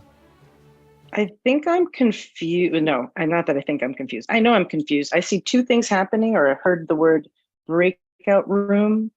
And so I'm looking at Twitch. Am I able to just pick a seat there, or am I going into a breakout room in Zoom? Or are those the same thing? In Twine for Zoom, you can see a table and click join, and you'll move.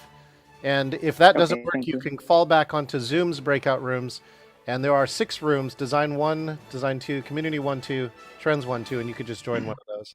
Somebody join Kristen in Trends 2. She's all by herself. John, I can't join him. Say, Delisa, just tell me which room you want to go to. Well, I don't know. I'm so confused. Just put me somewhere, I guess. I see table in little circles and move right or left, but it doesn't do anything. Did you click the blue join button underneath one of them? Yes. Yes. Oh, no, there's not a join underneath. Oh, there should be a join under there. Delisa, let me move you, though. I'm going to move you to Trends 2, okay? I also don't have a join button. I see the map. I can move left and right, but I don't have a join. Interesting. All right. Tell me which room you want to go to. I'll go to trends. Thank you. Trends 1 on the way.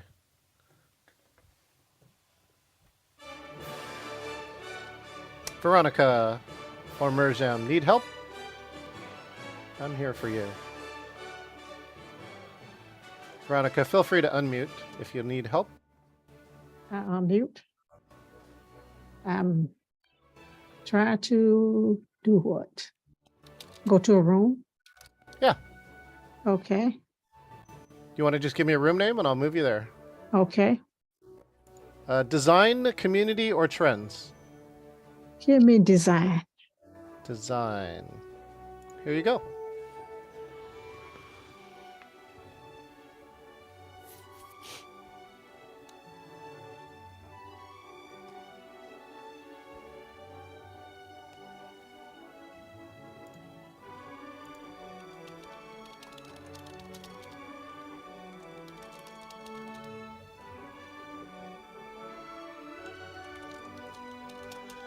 Thank you, Amy, for your note. You can feel free to talk to me here if you'd like.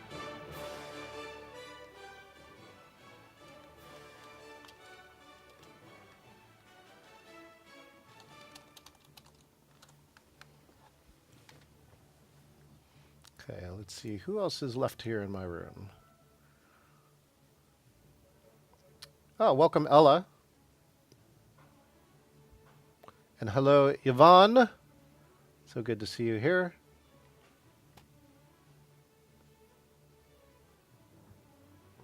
Ella, let me know if you want to do any AV tests while we're here. I can also put you in a breakout room later. It won't be until after this session because we're using all the rooms.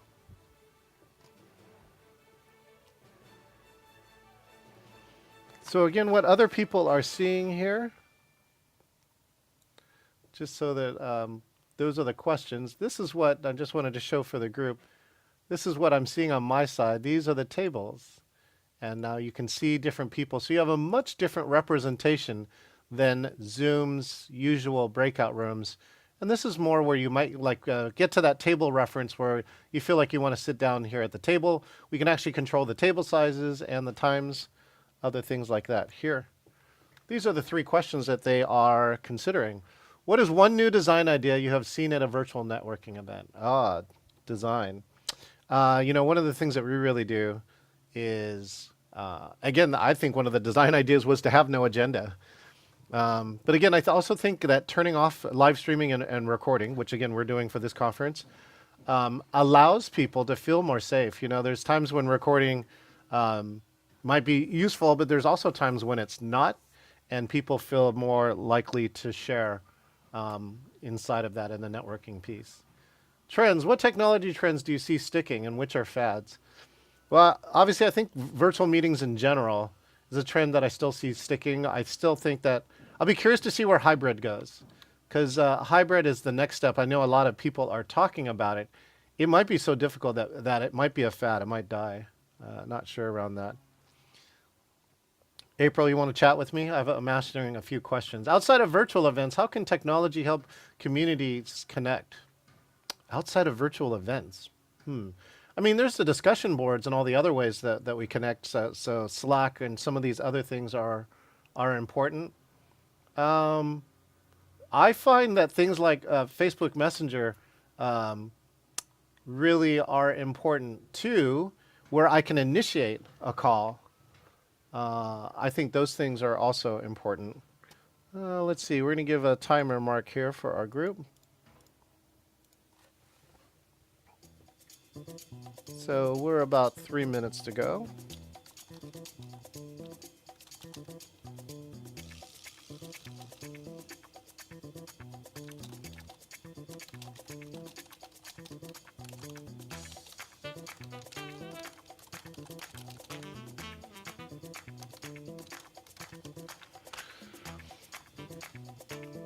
Outside of virtual events, how can technology help communities connect? Outside of virtual events. Yeah, it's all the different other touches. That's what I've seen. I've actually made a lot of friends that are virtual, some who I've never met in person, and it's the time. I think it's the time that's really the key. Hey, Kellen, welcome back. How you doing? Just right. I had myself muted so I wouldn't be making extraneous noise. I'm fine. I was in a breakout room for a bit. Yeah, you always come to the main room muted, just so you know. So you'll have to remind yourself, even if you weren't muted, when you come back to the main room, I have it set so you'll come back muted. Kellen, what do you think? Which room were you in? Design Trends or Community? I was in Design 1. Yeah. And there was I learned a couple of interesting things, the name of another platform and some gamification effort that's going on in one instructional design gal whose company, or she works for a company that teaches different topics, and they're working on some instructional design stuff. So I thought it was interesting. What I heard, the trend between all of them was the engagement piece. And that to me is the biggest, and the safety. So the lady that was speaking ahead of time talked about safety, people feeling okay and safe, and then engagement, something to do besides sit there and listen. Yeah, it's amazing that we learn so much about each other by doing something. So I think that's really important. We've got about 90 seconds left. And the drastic results woman is here, Tony Harris Taylor. What's up, Tony? How you doing? I am excellent. Glad to be here. Glad to be here. All right. Did you check out these tables? Which room were you in? Or did you just arrive? I just arrived. We're in breakout rooms.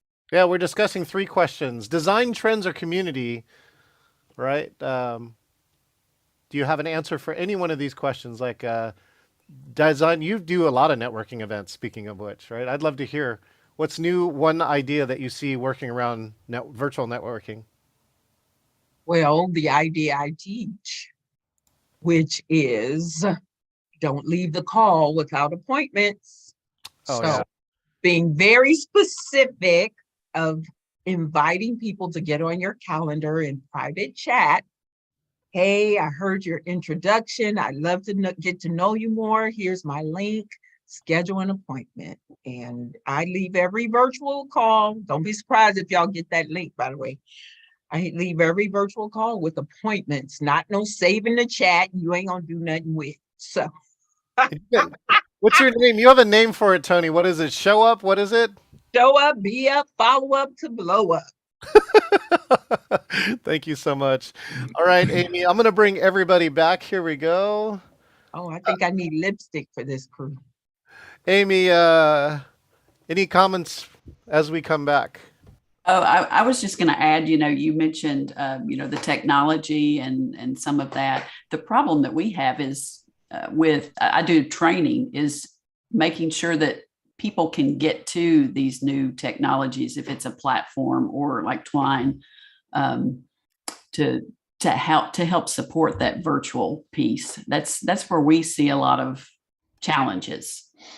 Yeah. No, we agree, Amy. And again, every time you have a new technology too, if you have a certain number of cases where it doesn't work, then you have to deal with it and have a fallback for it. What is nice that, again, you do have the breakout rooms here in Zoom, so that you do have a fallback way to move if you know how to do that.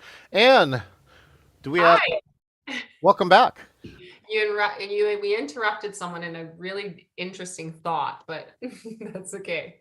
That happens. It happens in real life. It's like John interrupting us in real life.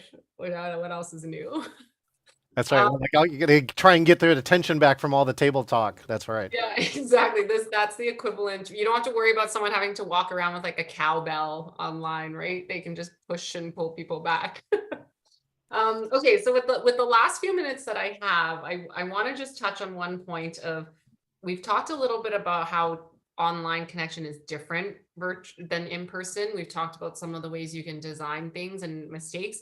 And then I want to talk a little bit about some of the advantages of technology. So how many times have you gone to a networking event or a cocktail reception, and you have a couple of specific people you want to meet, and unless you were super proactive about reaching out to them beforehand and getting the list and setting up a time with them, it's sort of a crapshoot of whether or not you're going to connect with them. So one of the things that I love the most about technology and connecting online is how intentional you can be. So you can, all of the data that we have at our fingertips of what people want to talk about, who they want to talk to, what conversations would make for the most enriching experience for them. We're going to try that right now. So using the app, John is going to launch a mode that requires a little bit of input from the user. So we're hoping that we pick something where the split's relatively even, but he's going to use what we call A/B matching. So it's like smart breakout rooms in Zoom. So if you have the app open, and John, you may want to just re-invite everyone again in case they've been pushed out of it. Okay, re-inviting, and now can I hit launch? Yeah, so when John hits launch, you're going to be asked to self-identify as either a first timer to this event or an alumni. So we're hoping that the split is pretty even, or he might have just launched us into speed networking. Oh, I thought I had it right there. Wait, do I got to come back? Yeah, close it. He might have just used his old template of moving everyone to the. I had AB. Oh, here's AB would actually switch spots because I was, okay, sorry. Okay, I'm launching AB now. Okay, so he's going to launch AB. There you go. There So we go. That's correct. if you have the app open, you should be able to see, identify as I'm a first timer or I'm an alumni. And once you've selected, hit ready to match. And we totally get not everyone might be in it. The system will still put you. Uh-oh. Oh, I'm still, Ed, I'm still closing rooms from the other one. Okay. Well, good. Welcome here. I do believe we got a bunch of people matched, and I think we're trying to figure out if we got them matched 1-to-1 or they came back from the last piece. All right. Hi, Tiger. How you doing? Oh, let's see. Let me make sure and get you unmuted. There you go. Oh, thank you. I'm doing terrific. I just was typing in that my Zoom has crashed 3 times whenever you were going to switch to Twine or something. So I've had to re-enter. Yep, breakout rooms. So sometimes breakout rooms is one of the primary times when Zoom might crash. Oh, is that right? Okay. One of the other ways too, when you get a break, see if you can upgrade Zoom if you have not done it recently. Yeah. All right. So that might be the other place where that is. I'm not sure if I got AB matching yet. Yeah, I was all by myself, so I came back. I was Okay. lonely. You can So come back. lonely. You can come back here. Thank you, Aaron. All right, so let's see. Are you a first timer or alumni? I'm a first timer. You're a first timer. So here, let's do this. All right, what do you want to get out of this event experience? That's the first timer question. 3 new things. Okay, perfect. Debbie, first timer, alumni. First timer. You're a first timer too. Okay, great. Yeah. What are you looking to get out of this experience? I am looking for things to help virtual presentations and such be more engaging while also simple. Simple, yeah. I mean, really the key, hopefully you look forward to the session that I'll be presenting too, which is how to improve your next virtual meeting, no additional tech. And that's, to me, was one of the trends that I'm really getting a message on, is telling people are saying, you know, I don't know if I want to do all these other cool, crafty tricks. Yeah, yeah. What I can tell you is that, and another person came back and said to me too, and said that there was actually so much broken in meeting design before the pandemic started. Right? Bad meetings were already bad meetings. It's just that virtual just magnified them, so that there are still plenty. There's a whole litany of things that we can do with that. Sure. So let's see. I'm gonna allow this room to go on about a minute more, and then I'm gonna bring Ann back. What about you, Tiger? Probably 2 things. I'd like to figure out how to engage. Most of the schools that I was speaking to live, whole assemblies, became multiple classrooms on meetings that were so disengaging for the students, and they had such poor camera resolution and microphone, and it was just and so one way to improve that and or improve or offer advice to those schools that what's the point in taking the class period to do this if it doesn't actually engage the students. What's great at it too is that I've growing up, these students had an experience that nobody, right, in their history has ever had. And so I mean, there's some part of it that is like poor these students, you know, that nobody expected this. But there's the other part too, which is like there's so many new opportunities, I think, to discover because we have to do it. So, all right, here I'm going to close all rooms. Let's see. Let's bring everybody back, and then we'll close up this session. So thank you so much for that. Thanks for hanging out with me.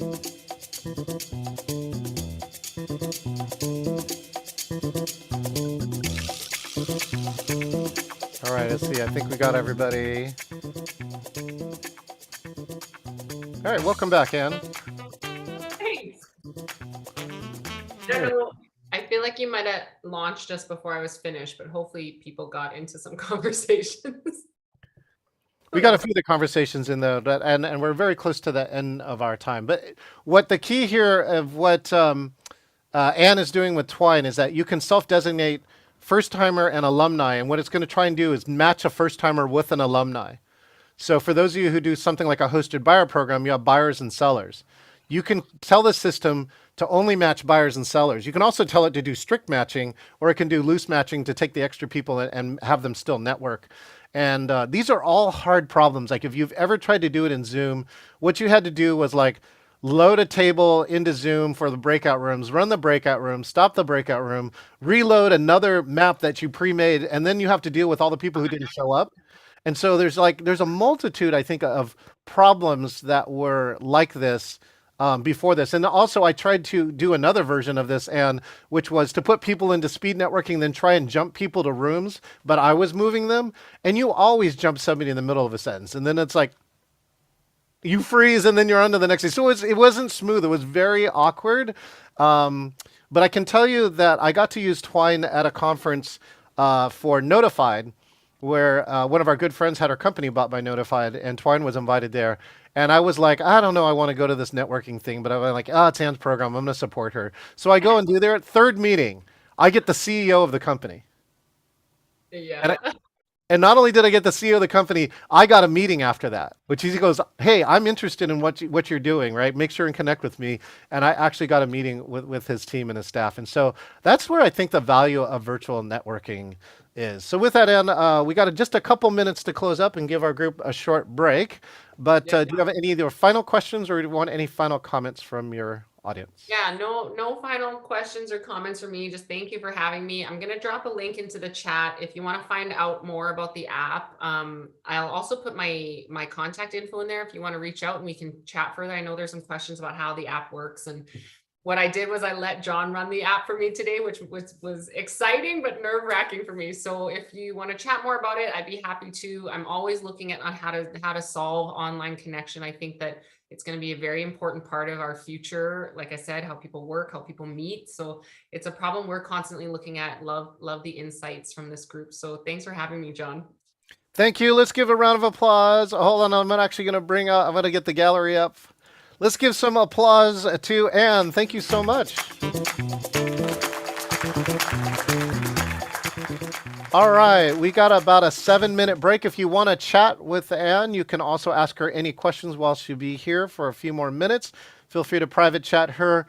While we do that, Josh, are you ready? So again, if now's the time to take a break. If you want to learn more about our academy, Josh is going to give a little 5-minute preview of our Engaging Virtual Meetings Academy. Let's see, let's bring up Josh. Hey Josh, how you doing? Oh, let's get you unmuted. Do it myself. There we go. You did it all by yourself. Yeah, I've got power. Apparently you're trusting me with stuff. Well, thank you. Thank you, John, for inviting me on the stage. I'll share our screen here. Oh, I can't. Haha. And you will give me all the power. Boom, there you go. Oh, there we go. And let me actually turn on share screen for you. So you're ready now. Go ahead, Josh. Quite a few months ago now, between the last conference and this conference, John asked me a question. He said, can you gamify my Zoom conference? I said, sure. I can do it in Zoom somehow. We'll figure out a way. So I wanted to share what happened. So main thing was, how can we continue to increase engagement in virtual events? That was kind of the question. And I gave it a lot of thought, until around July. We were like, well, let's just do this. Let's develop the Engaging Virtual Meetings Academy. This is a brand new thing we're releasing with this event, and anyone who's a VIP member is getting a free, well, not free, it was a VIP membership for an entire year. So this is your early adopter membership now to a VIP space for a community of practice, to go on with On's statement there, because it's based on community of practice. I'll talk more about this on Thursday. It's a fully gamified learning experience. It is essentially a school of thought for engaging virtual meetings. We are evolving engaging virtual meetings.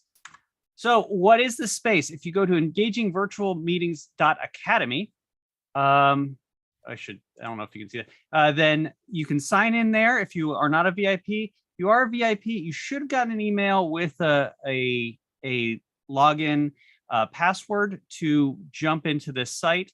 If you have any trouble, you can reach me at info@flyingcloudsolutions.com. I'll put that in the chat in just a moment. So you can log in, create an account, and once you're in, it is a social networking platform. So that's one of the key features here for community is social networking. So we have groups around karaoke.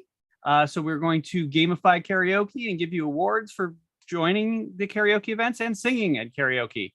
You can also get different ranks within this system. There's a lot of achievements to gain, but it is a social platform. So we're going to investigate the Engage framework and really break it apart and evolve that so that we continue to get better at engaging virtual meetings as a whole. On this site, there are also quests and events. So events like we're in right now, and also quests. These are kind of like online courses, but they're developed in web quest form, which means that you're going to have to be collaborative. They're collaborative. They're about searching and trying to come up with new ideas, and not just here's the info, here's a test on it. Nothing like that. It's all about engaging. Everything is about engagement. There's these engagement spirits who are going to guide your journey. As you can see, they're all these stick figure guys, and they are very mischievous. I will say that right now. We have the engagement queen. She is the key figure of the first quest that we've made available, which is engage and interact with every attendee. There's groups up there. There's 4 main groups right now, but you can also create your own groups when you come in. We'll see how this evolves as well. Newsfeed, shop, and partners. So we'll be looking for more partners to help drive this space. Achievements. This is what pushes you forward. This is the gamification element. So we are rewarding you for good behavior, and also we are taking away engagement points and coin for bad behavior. There is engagement points and engagement coin on this site. Coin is used for buying things. So you can actually use coin that you get in the shop on this site, which means you can use it to discount future memberships, get into events, get it buy swag, buy John's book. There's a lot of things you can use coin for, which is going to be useful. And there's also some major badges that you can get to really show off your status in the community. And for some reason it stopped. Okay, so that's really what this site is. It is a course system to extend John Chen's engaging virtual meetings beyond the event and between events, and it's going to be our collaborative community of practice moving forward. So upgrade your engagement with this fully gamified learning experience. info@flyingcloudsolutions.com if you have any trouble with the platform. It is in beta. I mean, we literally are releasing it today after like 2 months of work. So expect it to be a pivoting often as far as, a startup goes. I will also note here, at the end of each day, we will be rewarding attendees who have been in the event and chatting in the event. So we will be pulling reports, and I will be translating those reports into the system to reward you for achieving. So you'll gain points for actually engaging live as well. You will have to have the same email in your Zoom as you do as you signed up with. Otherwise, I don't have the one-to-one data. So that's all. That's all I have for you. And if there's any questions on the platform, I'll put the links in the chat. So engagingvirtualmeetings.academy and info@flyingcloudsolutions.com is a contact so that we don't bother John while he's emceeing this wonderful event.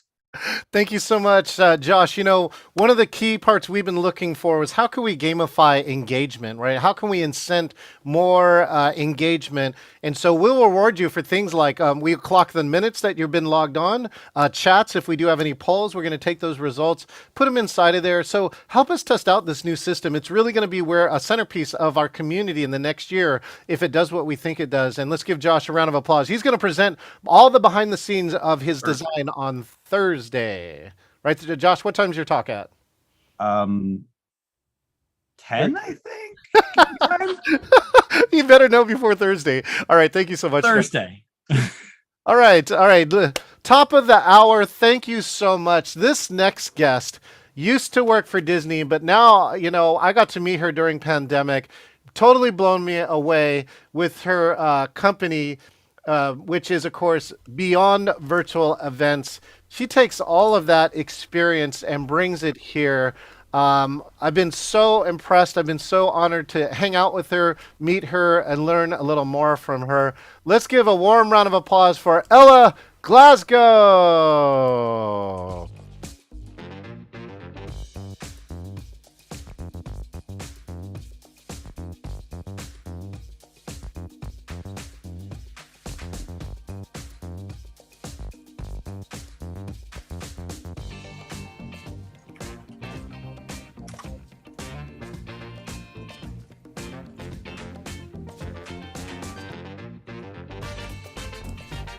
What is going down, y'all? Hello. John, I'm so excited.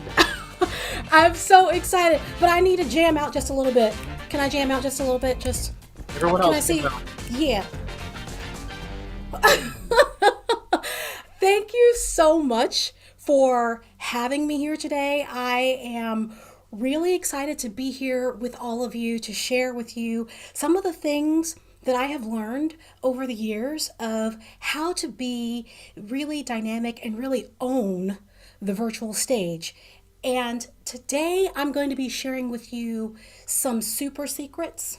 Are y'all okay with some super secrets? Let me know if you're okay with super secrets, because if you're not okay with super secrets, then I will just go ahead and not lay down the real secret. Okay, all right.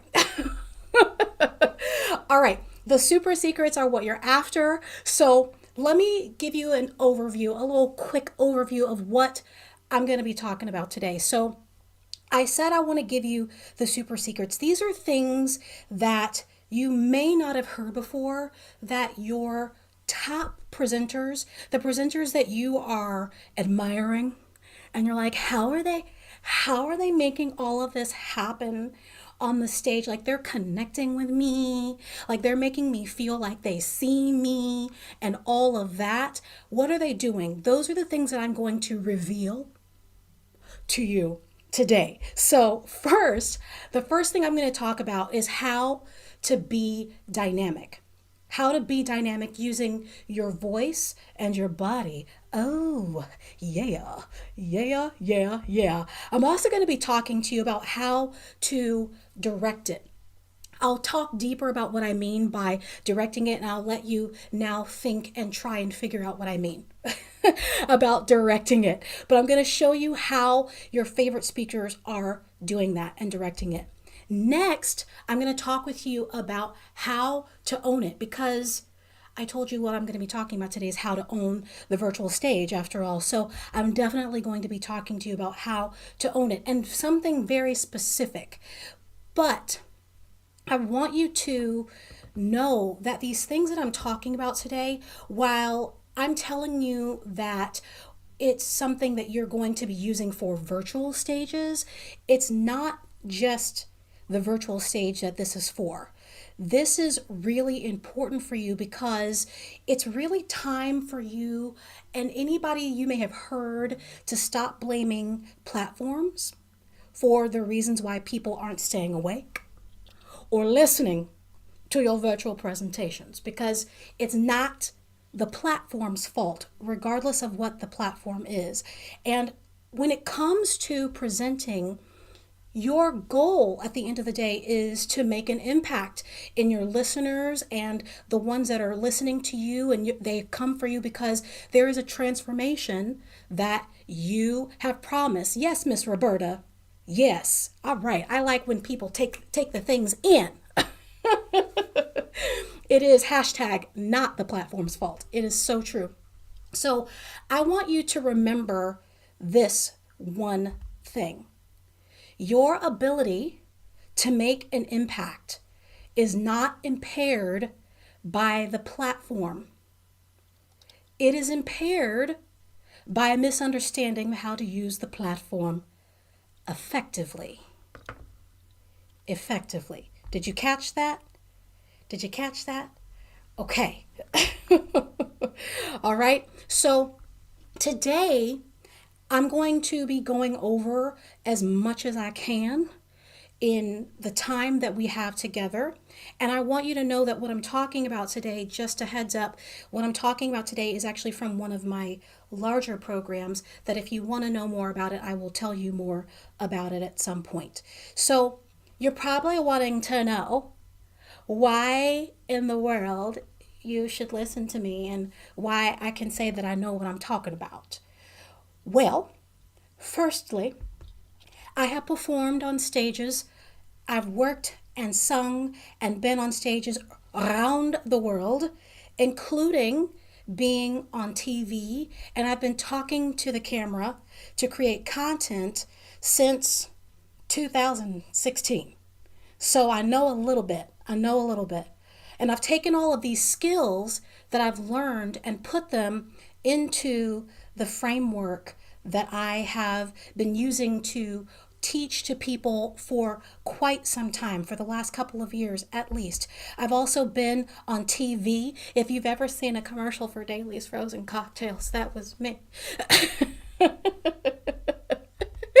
And I mentioned to you that I've been on the stage, on the virtual stage, for quite some time. I had my own little TV show for a hot second. For a hot second. So I am taking all of these skills that I've learned over, hold on, y'all, I'm going to tell you how long it's taken me to learn these skills. Do you want to know how long it's taken me to learn these skills? Over 20 years. Over 20 years. Okay? Now, is it going to have to take you that long? No. Because you got me. And some of the stuff I'm going to tell you today it literally took me years to understand. And I'm so excited that I get to share these things with you. And I'm going to pull back the curtain on some of the things, like I said, that you've been watching some of your favorite speakers, performers do, that you've been like, how did they do that? This is how. The things that I'm going to be telling you today are how. And the first thing I want to talk with you about is how to be dynamic, be dynamic, and own your voice. Come on through, Kristen. I saw you dancing and jamming. She said, you can cheer with me. Be dynamic. I love it. Be dynamic. I love it. So the first thing I want you to do in order to be dynamic, there are so many things that people can think about, and maybe you've heard about dynamic and being dynamic on the stage. But I want to speak to you about something that you may not have even thought about, that you may have looked over. These are things that, as I tell them to you, you're going to go, that's what they've been doing. Okay. So when it comes to being dynamic, I want you to think about being dynamic with your voice. With your voice. How many of you have witnessed on the virtual stage or the in-person stage, and you've heard it talked about many times, the person that is just, they have absolutely no color to their voice at all. They speak and they drone on and on. They are monotone, and they just can't seem to find the energy, to bring the energy to, right? And people have said, they've said you've got to use some color in your voice, and maybe you've gone to a training or 2 or 3, and they have told you that you should use some dynamics in your voice, but you've been confused as to what that really meant. First, yes, they make you tired. Their energy is tired and make you tired at the same time, Lord Jesus. I don't want you to be tired. Okay? And whoever you're presenting to after today, if I come to your next talk and you are giving me tiredness, I'm going to come and find you. I'm going to find you. Okay? Because after today, you know better. All right. So when it comes to vocal dynamics, there are a whole host of colors that are available to you, but some people,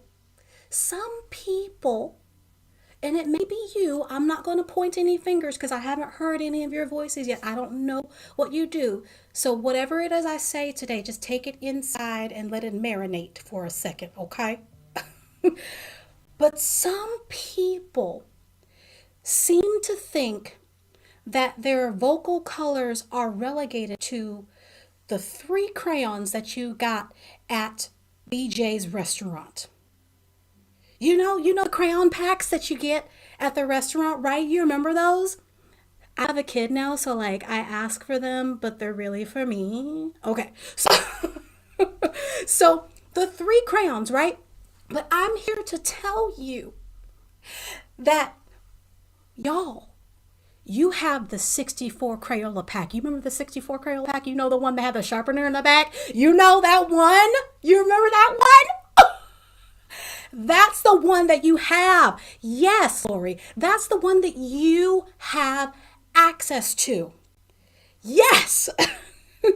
I may or may not have just bought myself a pack of 64 crayons with the sharpener on the back because I want, yeah. See, Donna knows. Donna knows what I'm talking about.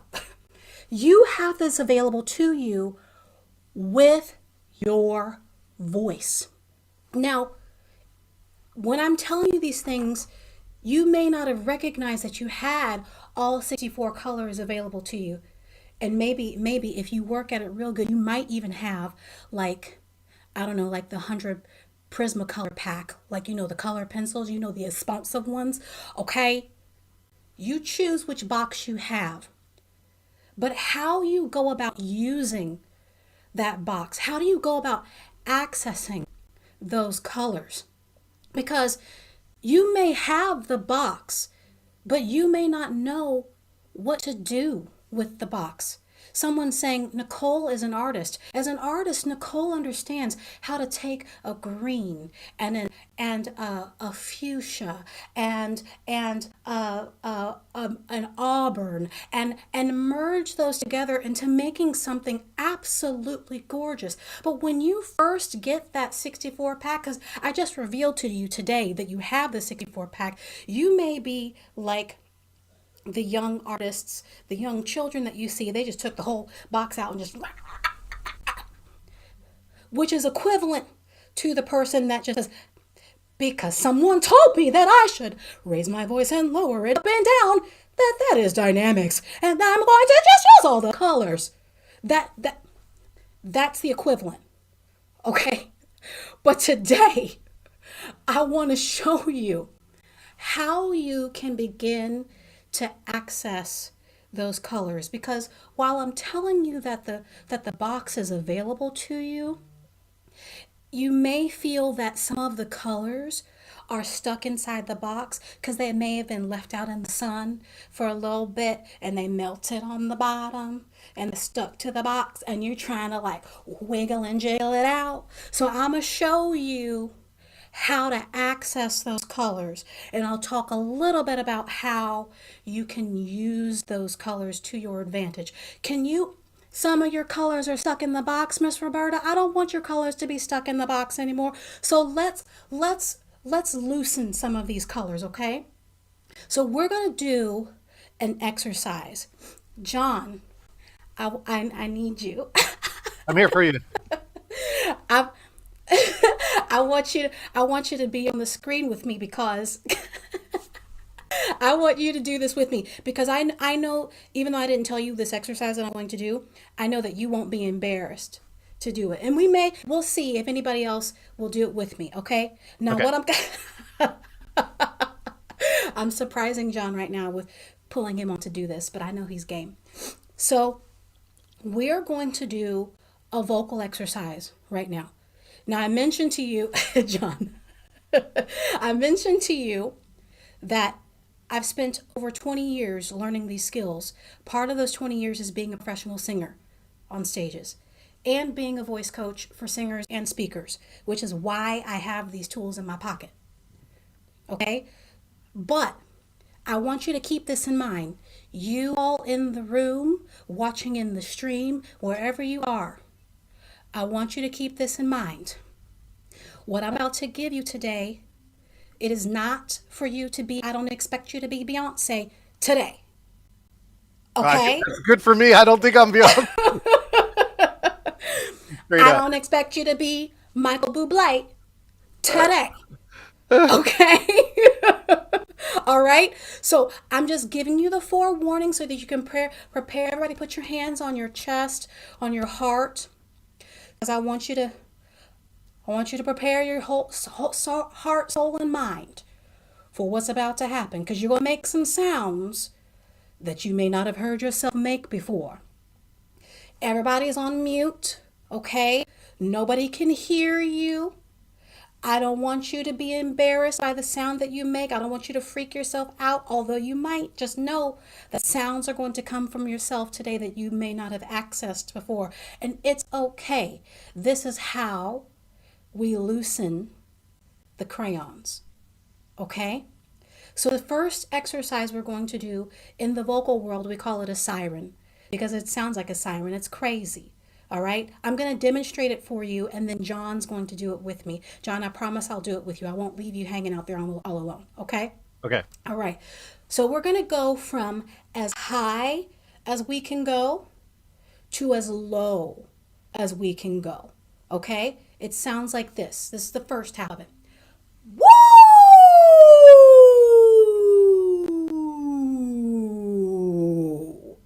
Okay, now remember, I said I don't expect you to be Beyonce or Michael Bublé today. And as high as I went may not be as high as you can go. Go as high as you can go. Okay? Are you ready? Ready. On the count of 3, everyone and John. Ready? 1, 2, 3.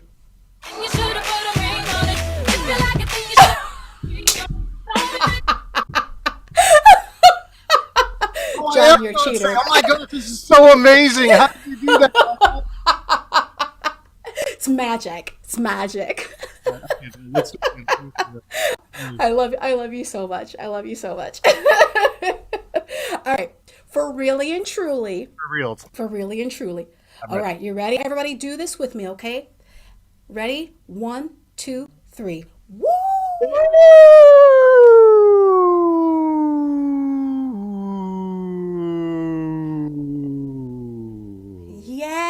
Yes. All the way down. Perfect. So I want to point out something that John did that you probably heard that was really, really great. And you might have felt it or heard it with yourself as well. So what John did, he started as high as he could. With John, that was nice. You got some range up in there. That I don't have. He's a karaoke king. So when John came down, did you notice how when he got towards the middle of his swoop, there was a little bit of a chink that happened? He said, woo, and he kind of dropped a little bit. That may have happened for you as well. That's your vocal break, and it's totally okay. It can squeak and squawk and crick and crack. Let them happen. Let the squeaks and squawks, cricks and quacks happen. And then the other thing that he did, he didn't try and cover it up. He just did it. The more you do it, the more that will be eliminated. That break. sound will be eliminated. The other thing that he did that's super duper great, he went all the way down into the bottom of his voice, and it had kind of like a creaky door sound. Okay? I want you to go all the way down into that sound. That's your lowest note. That's your lowest pitch. Are these pitches that you're going to be like using while you're speaking? Probably not. But the thing is that what I'm giving you right now, like I said first, is helping you to access all of the colors that are available to you in your voice, so that at any given moment you have access to them and you can use them while you're on the stage. The other thing that it's doing for you is, giving you cheats. It's warming up your voice. This is the cheat way to warm up your voice without a piano. Yeah. Okay. All right. So, okay. So the next part of that, we went down, but we need to go back up. Okay. So let's go back up. It's going to sound like this.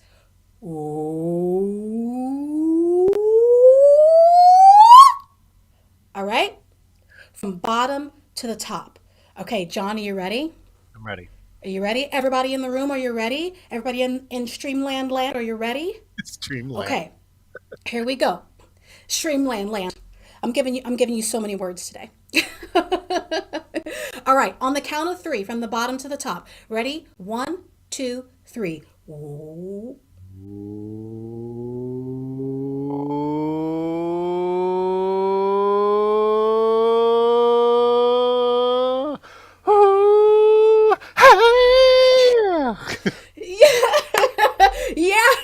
Yeah. Now you may have noticed, and you saw this with John, because you're still trying to figure out where your voice is. And I'm saying this not just for John, I'm saying this for all of you. As you're doing this, did you notice how John took a little bit of a longer time to go through the bottom part of his range, and he was like searching for where that break was happening? Not maybe consciously, but the break was coming. And it felt a little different going up than going down. And I want you to put into the chat, which was easier, going down or going up? Down, going up. Okay, down, up. Okay, now this is important. Do you see here in the chat? Everyone is different. Going down was easier for some, while going up was easier for some. That means nothing about whether or not you're good or bad, indifferent. It's just your voice. And you have to learn your voice. Where have you seen and heard dynamics like this, vocal color like this, used to a high degree? I'm going to give you an example that everybody knows. Have you heard of a woman named Oprah? Oprah? Yeah? Thank you so much, John. Wait. Yeah. You get a book, and you back to you, Ella. Right. And so when Oprah is on the stage, you remember that time, as John just mentioned, the You Get a Book, right? She said, or You Get a Car, was the You Get a Car, right? It was the Christmas show. And she came from, so everyone, I am really excited about what we're going to be doing today. It's my favorite things. And today is something that we've never done before. And you get a car, you get a car, you get a car, you get a car. And she jumped to the top of her vocal range, right? That is vocal dynamics. And once you take a hold of the colors in your crayon box, you can use those vocal colors to create a gorgeous picture that guides your audience along on a journey, that keeps them pulled and enthralled in with you, that you can use to help them go exactly where it is that you want them to go by simply using the power of your voice.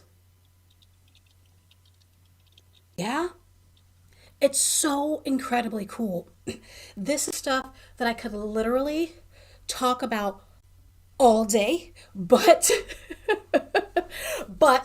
I don't have the time for that. I know that I promised you some other things. Before I move on, would you all, if this is something that you are that has helped you and you would like more of, let me know in the chat if you would like me to do one more little exercise to help you with your voice, to help you uncover your vocal color.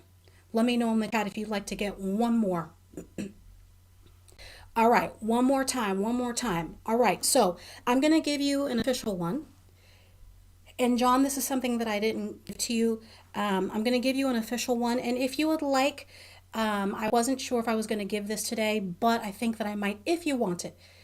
If you want it, I actually have a whole vocal warm-up for you that is an easy vocal warm-up. If you want it, let me know in the chat and I will make sure that I make that accessible for you through John. Okay, so it's more than just the siren, it's more than just the scale that I'm about to give you. So we're going to do a 5-tone scale. All right, 5-tone scale is super easy. And when you hear the word 5-tone scale, don't get scared. It's just 5 tones. It's as simple as that. Okay. All right. So the scale we're going to go up and go down. Sounds like this.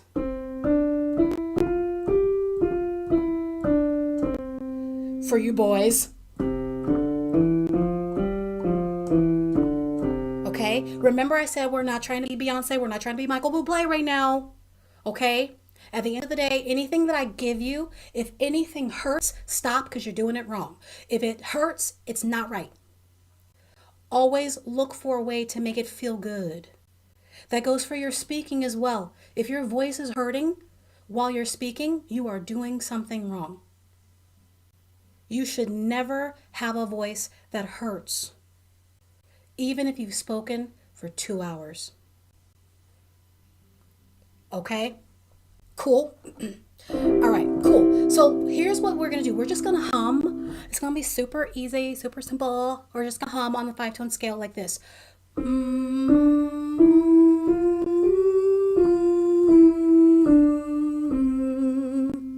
Okay? Super easy. Try that with me. I'm not going to take a long time on this because I want to make sure that I get to the other things. Ready?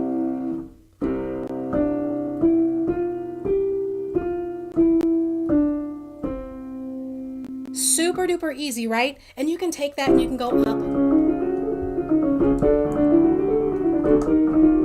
And then that in that little handout that I told you that I was going to give you to John, it will have the whole thing for you to do. Okay? Is that good stuff? Is this good stuff, releasing your voice and helping you to understand how to be more dynamic vocally on the stage? Yeah? All right. Cool. Well, I told you that I had 3 things to give to you today. So let me go ahead and give you the second thing. And that is I want you to direct it. I want you to direct it by owning the room.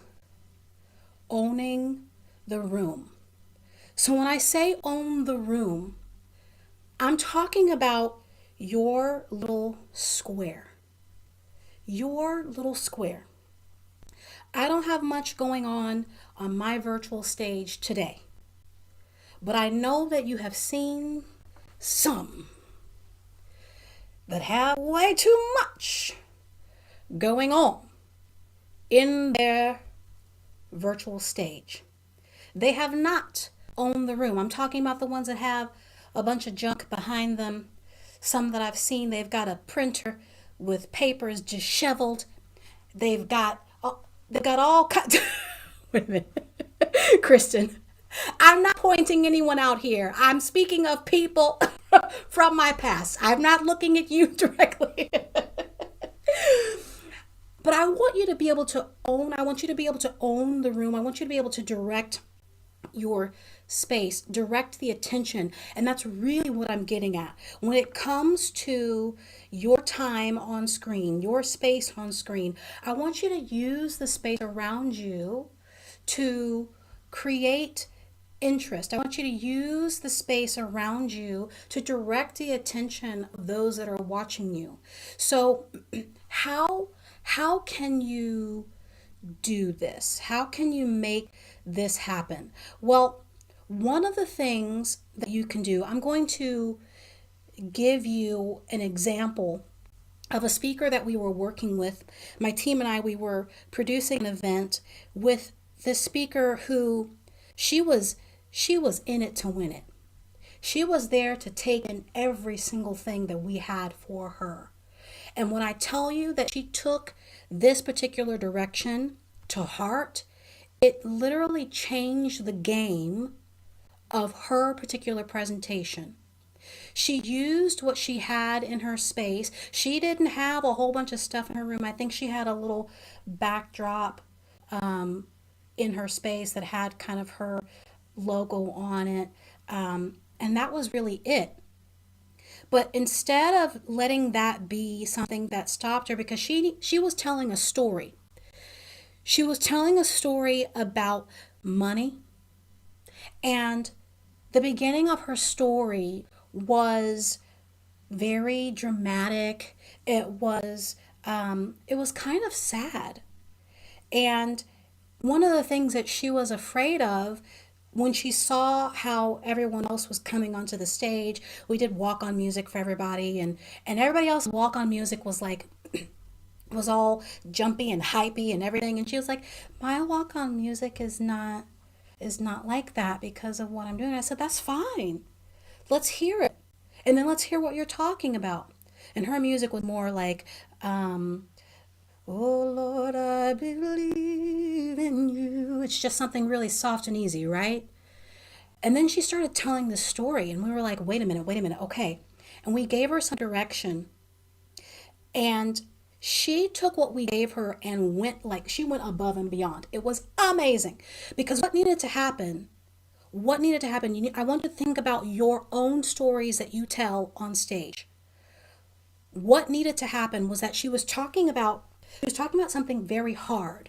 Because when it comes to money, and some of the stories that we have when it comes to money, they can be very deep, they can be very dark, and they can be very painful. And she was starting with pain.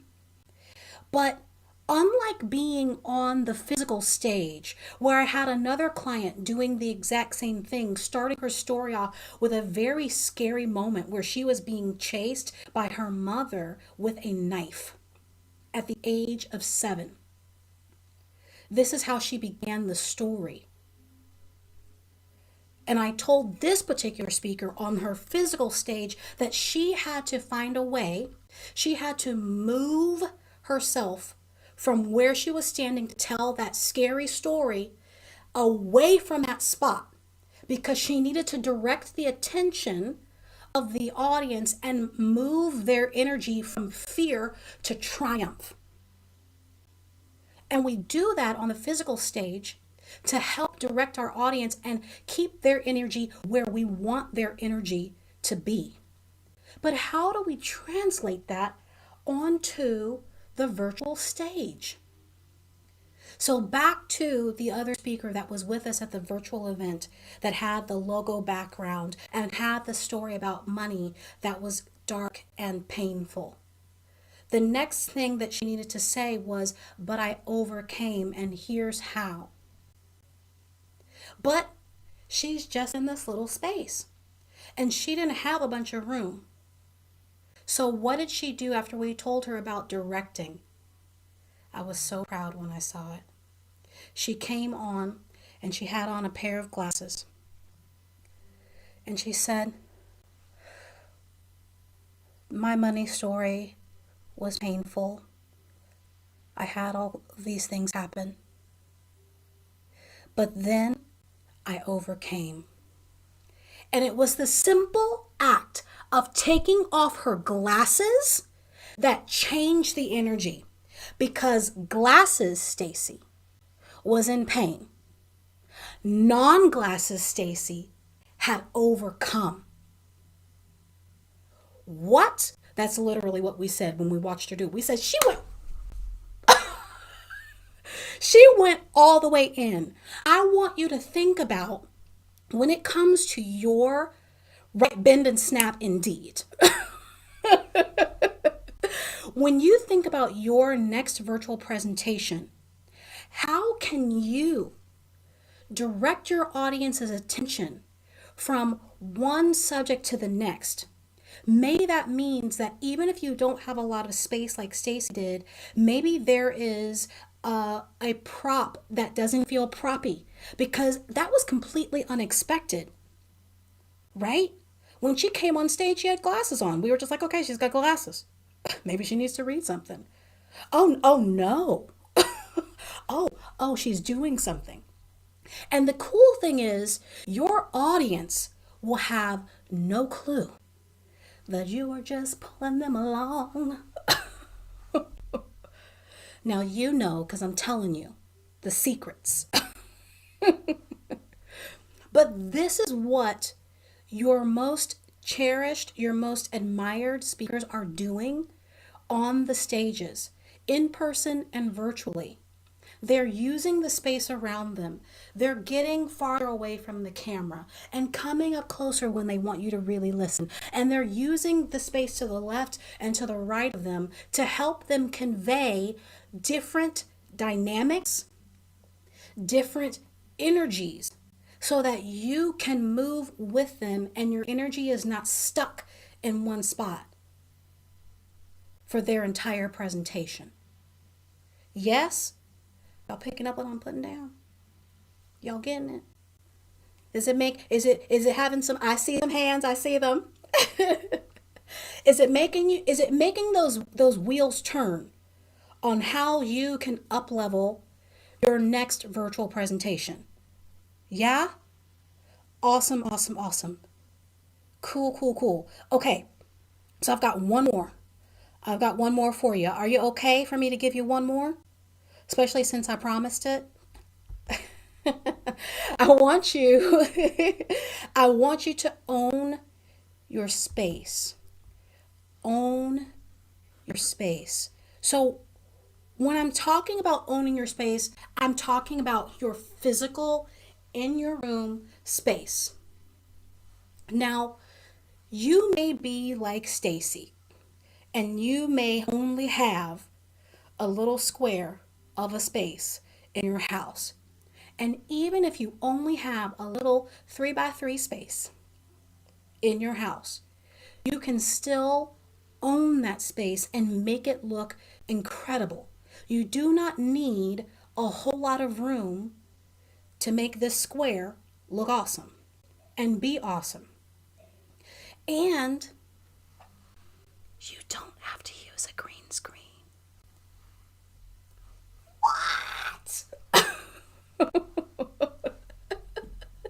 You don't have to. So I'm saying that, how do you move around if you're in a wheelchair? Oh, who's asking that question? Where's Mary? Mary, if I had time with you, it's possible. It's possible. Hey, Mary, it's very, very possible. Now, Mary, I will keep that question. John, can you just remind me when we get to the Q&A time to just expound on that particular question? Because I have an answer for you, Mary, but I want to make sure that I get through this. Thank you so much. I want to make sure that I get through this before. So when it comes to your space, while today I'm seeing that I have a little halo that looks like I might be on a green screen, I'm not actually on a green screen today. I am in my room with a purple bed sheet behind me.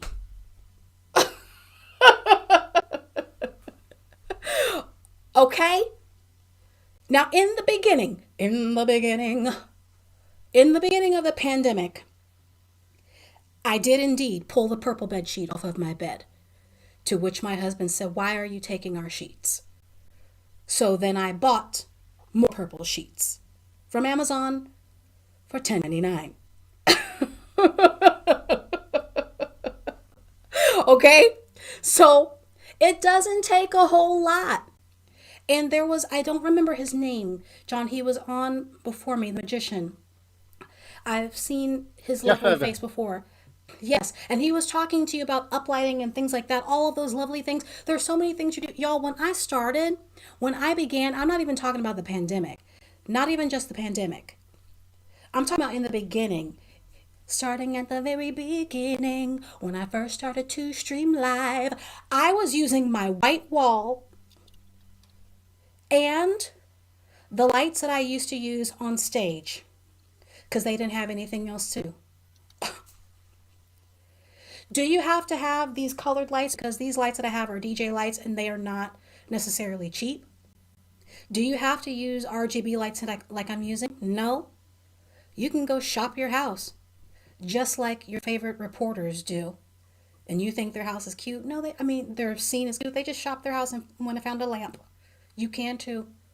Put a little red light in it, or a little pink light. Maybe not a red light. Don't do a red light. Don't do red. Don't do red. Forget I said that. Gifts from Amsterdam. Oh, just want you to know. Say that one more time. Oh, so we got guests from Amsterdam. No red, says Kristen. No red. Yes, Nicole. Look, when I first wanted a green screen, now I have a green screen behind this curtain. I have an actual green screen. But when I first wanted a green screen, y'all, I went to the Dollar Tree and I got me some green poster board, some lime green poster board. And I put me some command strips. Hooked it all up with command strips. Okay. So you do not have to go spend a whole lot of money to make things happen. Start with what you've got and make what you've got work. And then when you have more, you can do more. But you can look amazing with what you got in your house, simple framing, and make people think that you spent $1,000 when you didn't. Okay? Cool? Oh, okay. Okay, so can we recap just a little bit? Is that all right? Can we recap what we've talked about today? Because I've talked about quite a bit. So first of all, we talked about being dynamic and owning your voice and getting out on the vocal playground. Getting out on the vocal playground. And I know I didn't call it that before, but that's typically what I do call it. I usually call it the vocal playground, which is a playground that you may not have been on in a really long time. When you were a kid, that's what you did every day. You didn't care about what your voice was doing. You were screaming, yelling, and singing all the time. And I'm inviting you to get back on the vocal playground to discover what it is that you can do with your voice to help pull your audience in and guide them on a journey with the beautiful word paintings that you are painting with your voice on the screen. Then I asked you to direct it using your body and maybe a prop or two to direct the attention of your audience and guide their energy throughout your presentation. And then I asked you to own your space using simple things that you can find in your house or the Dollar Tree. And I thank you so much for being here with me today. And yes, the Dollar Tree, not the Dollar Tree, the Dollar Tree. I thank you so much for your time and your attention today. And I love all the ahas that I saw flying through the chat, and please keep those coming, those things that made you go, duly noted, writing that down, making that happen. And I encourage you to take what it is that I've given you today and not just say, okay, that was really cool, but go out and actually use it, because everything that I've given you today, you can do literally right now, because we can't hear you. So if you start doing vocal sirens, it's totally all right. Wait, am I unmuted?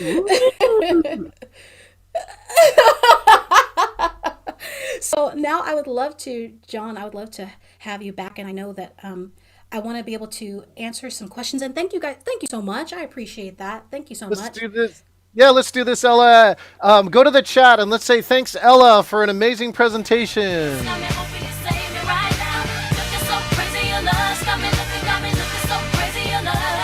There he goes. There's some more Beyonce.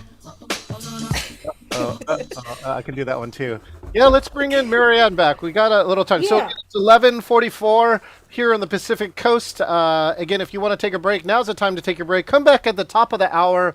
Rachel Kosar is in the house She's going to teach you how to be more human in virtual here. And you want to see this cool new tech tool. It is one of my secret weapons. But let's bring in the one and only Mary Ann. If you have a question too for Ella, just let me know and we can get it answered here in the next 10 minutes. Mary Ann, we're back to you and your amazing question. Make sure and unmute.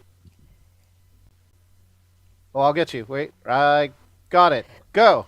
Oh, you're so much quicker than I am. Yeah, I I am physically in a wheelchair some days I use a walker. How, when you're doing a presentation, can you get that movement that you need? Oh, right. Okay. So, a couple of things. And I'm going to ask you some questions as well, Marianne, because this is new for me and I want to make sure that I'm understanding. And when I say new for me, it's not an experience that I have personally, but I have watched it happen on the physical stage. But I want to explore with you the possibilities for you on the virtual stage. So, on the first thing that comes to my mind for you, the way that you can use the space while you're in your wheelchair is that you can shift from one side to the next, right? You don't have to keep yourself always centered. So like right now, you're leaning over to the left side of your screen, or your left side, right? But Right. let's say you were talking about something and you were saying to the people, there was something that you were being thoughtful about, right? I'm thinking about such and such, blah, blah, blah, yakety schmackety. And I've decided I'm going to do this. And move yourself back to center, which also shows that you are centered yourself. Energetically, you're centered. Physically, you're centered. And you can move that energy using both sides. You can use the other side to lean as well, right? The other thought that I had, and you tell me, yeah, exactly. And this is also going for you specifically. The way that you're going to be able to make that work is to make sure that your framing gives you the dynamics that you need. So right now your camera's a little too far from you to make it be visible to everyone, right? And really take up that space. So I would encourage you to get your framing so that you don't have so much above your head, right? Get that a little closer down. And this is something you don't have to do today, but you'll want to bring that down and get yourself framed really well so that when you do start making these moves, and also if you have the ability to, you see how I'm framed and you can see kind of, let me get a little closer, you can see my chest up to the top of my head, and if I move back you can see a little bit more, and I could probably bring my camera down some more, but I had it framed so that I can walk back and come forward and still be framed pretty well, right? So you'll have to be thinking about those things for you and how you can make those moves that you make from your wheelchair make the most impact. That's the first thing. The other thing that I'm thinking about, and you let me know if this is something that is possible for you, because you mentioned that you also use a walker.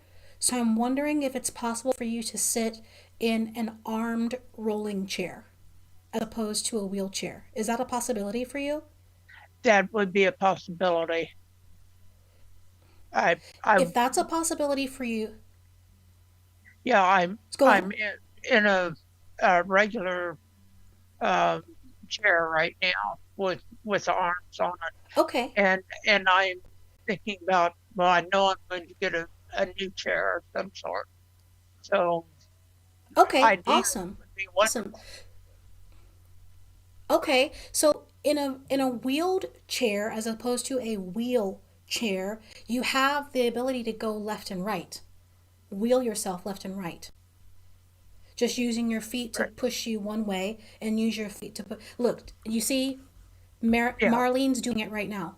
Yeah. Oh, wait. And then you would just have to practice. Marlene is. I got her. Marlene, for me, she's the third on the. You got her? Cool. So Marlene, you see her moving left and right. It would just be a matter of practicing, right, to make it something that's smooth. Okay. right? So those are two options for you, and I hope that that's helpful. That is helpful. And I just know that there's others out there that have limited ability and may not ask that question. So I wanted to bring it up. I'm glad that you asked it. I'm glad that you asked it. There's always, in my mind, there's always a way to make awesomeness happen. It's just a Yes. matter of us being willing to reach beyond what we see in front of us at the moment. Well, I appreciate your answers. They gave me You're welcome. some good ideas. Good, good, good, good. You're welcome. You're welcome. Thank you, Marianne. Anybody else? Comments, questions? Santa was moving his camera as well. Is that a tool we can use? I mean, a lot of the people whose cameras are moving are usually phones, right? They're mobile. Yeah, they may have a mobile phone. They may have a cameraman. You may be on the subway. Yeah. One of the things that if you do use mobile cameras, one of the things that we use is a stabilizer. So one of the tools is called a DJI Osmo. What it does, you can put a phone in it, log into Zoom, you can move it around, and really the important reason why to use that, Ella, is because if you do have to move around, it will smooth out, right? Because most of the time people are on phones, it's like you're like putting us on, the wrong, yeah, exactly. It's like earthquake ride.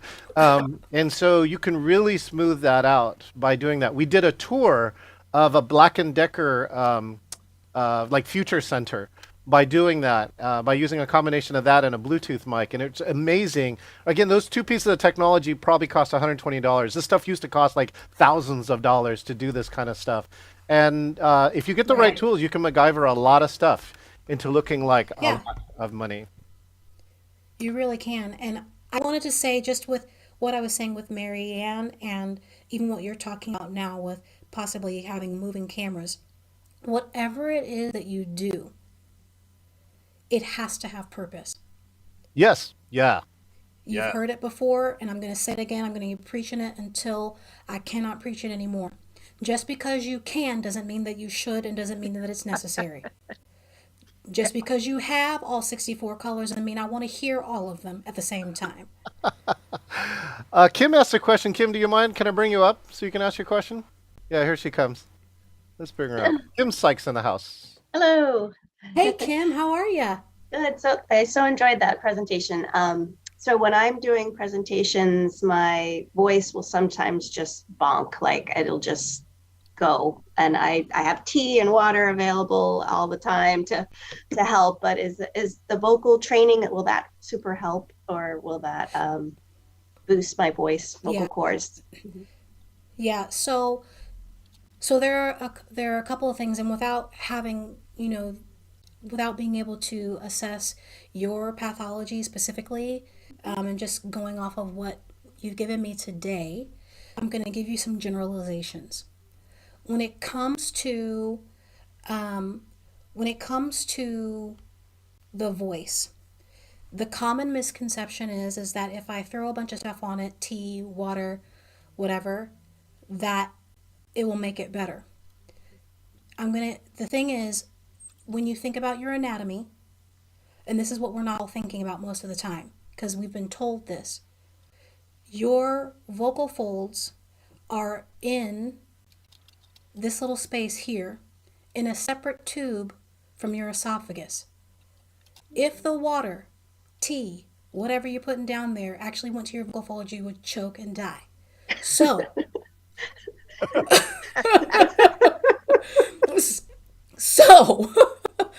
everything You're that saying you're that would be doing bad. is not necessarily. I'm saying that would be bad. That would be bad. So what you're doing is not affecting you immediately. When it comes to the water, you need to have water. Get it in. When I'm going to speak or sing, I am getting the hydration in. I'm doing it. Well, I'm starting at the beginning of the day, first of all, but I'm making sure that at least 2 hours before I get onto the stage, that I have gotten my doses of water in. Why? Because the vocal folds are a muscle that are no bigger than your nail. So when it comes to priority with hydration, they are high on the list. There are bigger muscles that are going to be hydrated first. So in the interim on the stage, are there other things you can do? And I know we've only got 5 minutes. I need to let you go. So the other thing that you can do in the interim, without, if you have some time, you can come and we can talk about some things specifically for you. But on the stage, yes, the vocal warm-ups will help you. You need to start getting used to using your voice in a powerful way. There are other things that need to happen with that. Vocal training will help you immensely. Understanding how to use the breath properly, all of those things, and not the diaphragm. That's another thing for another day. Lord Jesus, so many things to debunk. Anyway, not enough time. Just anatomy. Okay, anyway, okay. All right. So, what can you do in the interim when you're on the stage to help you to feel like you're not getting dry in the mouth? Because that's most likely what's happening. Yes, your vocal cords, your vocal folds themselves may be dry. I already told you how you can fix that. Make sure that you're getting the hydration long before it's time for you to speak. To help combat that dry mouth feeling that you may be having, you can use apple juice. Just get the apple juice without sugar, like the stuff they want, the one that they give you at Chick-fil-A. I can't remember which one it is, but the little box. It's like simple. Treetop. Whatever it is. Yeah. But apple juice, why apple juice? Because it's the closest in pH balance to the saliva in your mouth. So it will help you to hydrate your mouth. So that's what I use. It will coat your mouth. It's not going to coat your vocal folds, because now we know it ain't going to them. Thank you so much. Cool. You're welcome. You're welcome. Thank you, Kim. Good to see you. You too. All right, Ella, thank you so much for showing everybody how to own the virtual stage and for making me do sirens on live stream. So let's give one more round of applause to Ella. Thank you so much, Ella. Again, Ella's in the chat if you want to chat her a question, private chat her a question. Thank you so much. All right. Hey, are you enjoying this conference? Give me a hands up if you are enjoying this conference. All right, yeah, our gallery, thank you so much. Do you want to learn even more from this conference? Well, then I hope this message is for you. Is anyone here the kind of person that wants all the value to get even better, but your schedule's too busy, there's too many golden nuggets like Ella dropped here that you're having trouble gathering them all? Well, then you need, right, the Engaging Virtual Meetings Conference VIP, the Virtually Important Package, right? In this package, you're going to get so much value that you're going to impress people that you meet, get those challenging people to engage, and you might be declared, a Zoom master at your next meeting. So the most important thing that you get is 60 hours. By the end of this conference, we're going to have 60 hours of replays from amazing speakers like Jeff Evans, right, Ella, and all our other good friends who have been here in the years before.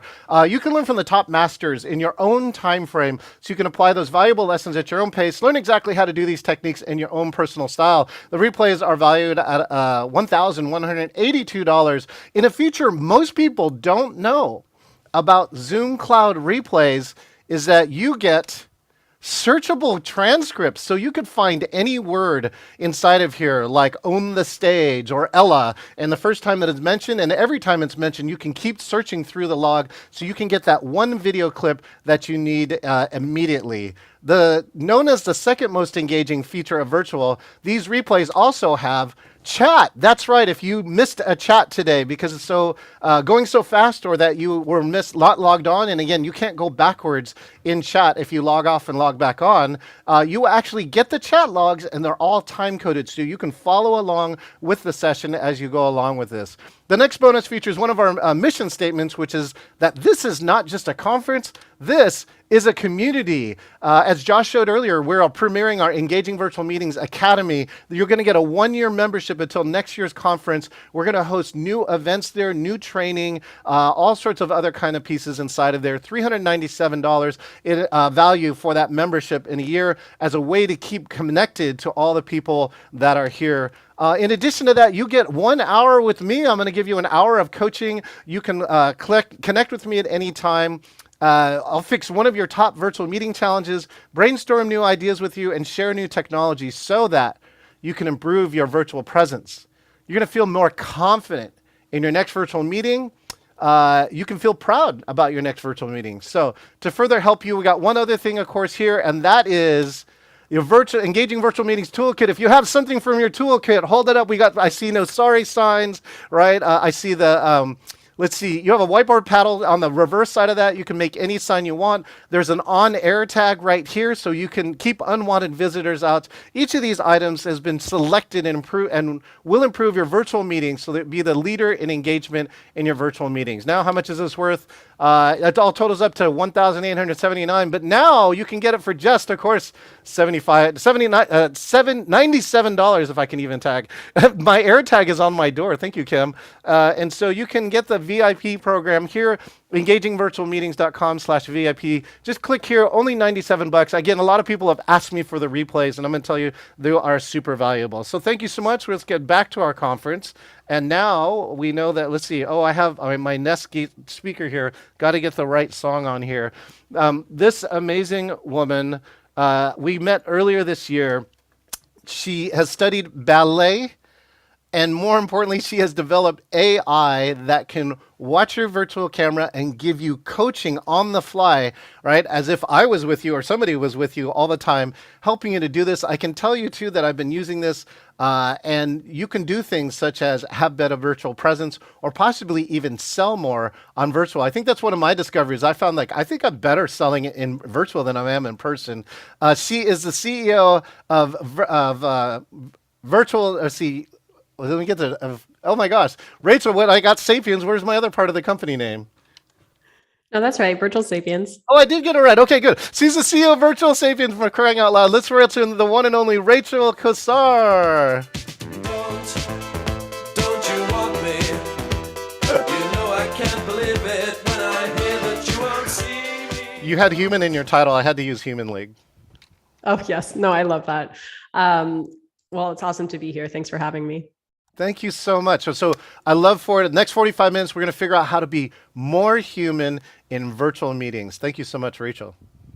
Yes, absolutely. So I feel like I have to just share a little context of my week and day over here. I was just in a breakout room frantically with Donna trying to sound check my microphone because I am not where I usually am for my virtual presence presentations. I actually found out I had COVID, asymptomatic COVID this week. And so had to completely change my virtual backdrop and setup and technology. And so, apologies if it's not sounding as sumptuous as I usually would have my voice sounding. And I feel like, especially after having come after Ella, the amazing Ella, I'm particularly aware of the way I sound.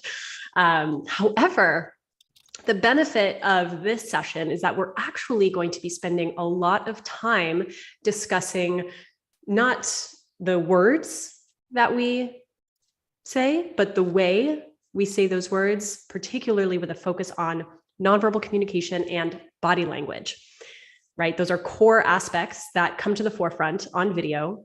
It's a core distinguishing factor for video meetings that make video different from a phone call, from an asynchronous document sharing, from an email, right? And so we can really leverage a pretty expansive toolkit when it comes to nonverbal communication on video as a core piece of establishing and leveraging that human connection on video. So I'm actually going to share, can I, John, can I share my screen or do you want to?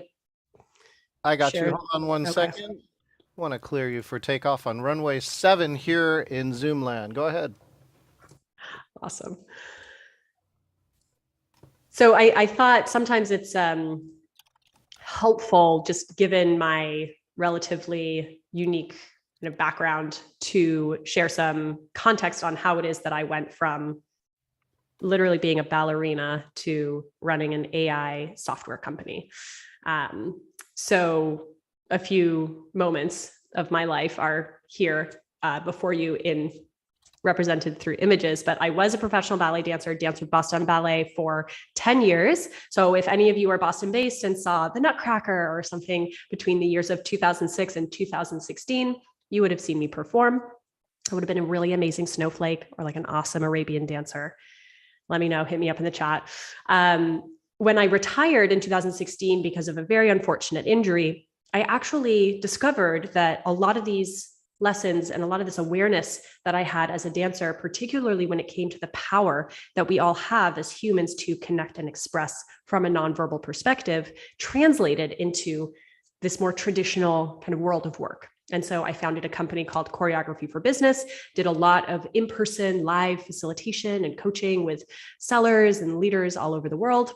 And then the pandemic happened, and I realized that this channel of human communication really had become digital, right? And while we had seen that video was already becoming more and more important before the pandemic accelerated it, right? As we saw with many things during the pandemic. And what I did notice was that a lot of what we were having difficulty with in the virtual setting, whether it's things like updating our nonverbal behaviors so that, we look into the lens when we're speaking, or like, how do we set ourselves up so that we look more 3D and more human and don't feel like we have to have our hands by our face up here in order for our gestures to show, right? What are some of these best practices we can leverage on video so that video meetings can be impactful moments of connection? And then taking it that step further, as you can see my little Virtual Sapiens logo head in the upper right-hand corner, but leveraging AI and some of these cutting edge technologies to, in essence, democratize what had typically been a very high price point type of coaching, right? Reserved for C-suite executives, right? Like everyone needs to be able to feel comfortable and confident in the way they show up as a communicator. And so what we do at Virtual Sapiens enables that by using AI on video calls to provide you with personalized feedback. Now, you actually all will get a free trial of that through this, and we can post that later. But that's the gist of me. And when it comes to what we'll be working on together, right, we'll do a quick presence check-in. We'll discuss why and how body language even matters on video. And we'll look at some very concrete body language tips so that you all can come away with, at the very least, one different nonverbal or body language behavior that you'd like to play around with a little more, right? In essence, none of what we are going to go through today is you must do this, otherwise things will not be good, and more that we have this very rich toolkit at our disposal on video. And there's a lot that we can do in terms of choice, right? We can really choose the way we show up, and we can choose, like Ella was saying, how we set up our backgrounds so that we can show off different elements of who we are as a person, who we are as a professional. You get the idea. All right.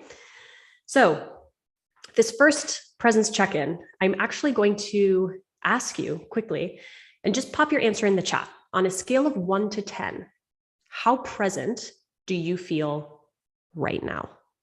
With 1 being not present, I didn't hear the question, and 10 being I am here with you, mind, body, and soul.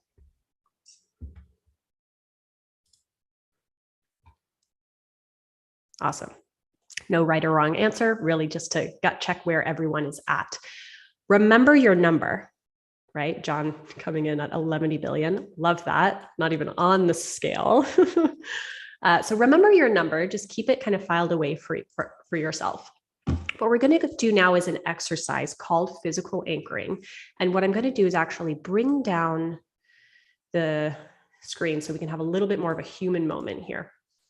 All right, so physical anchoring is something that I actually did bring over from my years as a dancer, but it is a technique that many performers use, whether they're professional athletes, whether they are actors, singers, dancers, definitely, or even just professionals who are about to go on and do a keynote or some other presentation. It's all about giving yourself a quick moment where you can reconnect with the present moment, with your intention, why you're here, why it is that you might be clicking join meeting, etc. So you can really align around your purpose in that moment.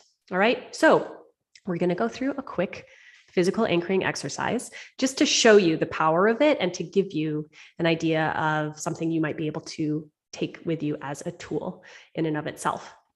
So what we're going to do is Find yourself in a comfortable seated position.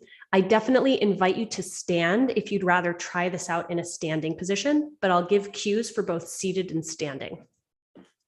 When you're in your seated position, I want you to just lower your gaze. Okay, you don't have to close your eyes, but lower your gaze so that you are actually forgetting that you have this lens and screen that's connecting you to over 50 people, possibly more.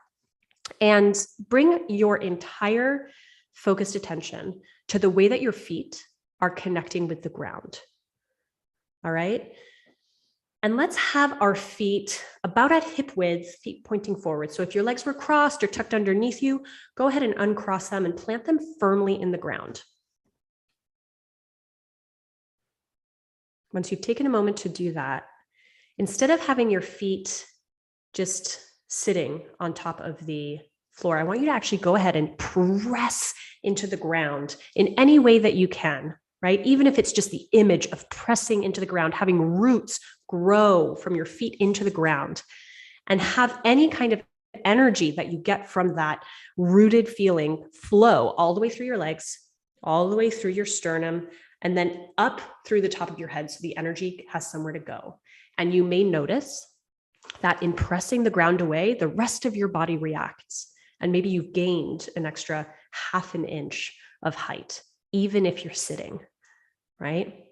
You may also notice that your knees want to align with your feet so they're not touching or misaligned. So that helps with the flow of the blood flow and oxygen all the way through your body. We're going to have our abdomen just lightly held, nothing crazy.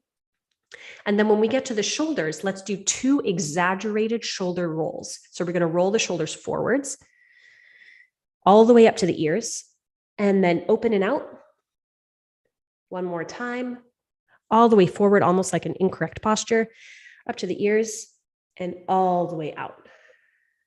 And just give your shoulders a little shake and find a position with your shoulders that feels open and natural, right? We don't want to pin our shoulders back and be like, look, mom, my posture is amazing. No, that's not what it's about. It's about something that's comfortable for your structure.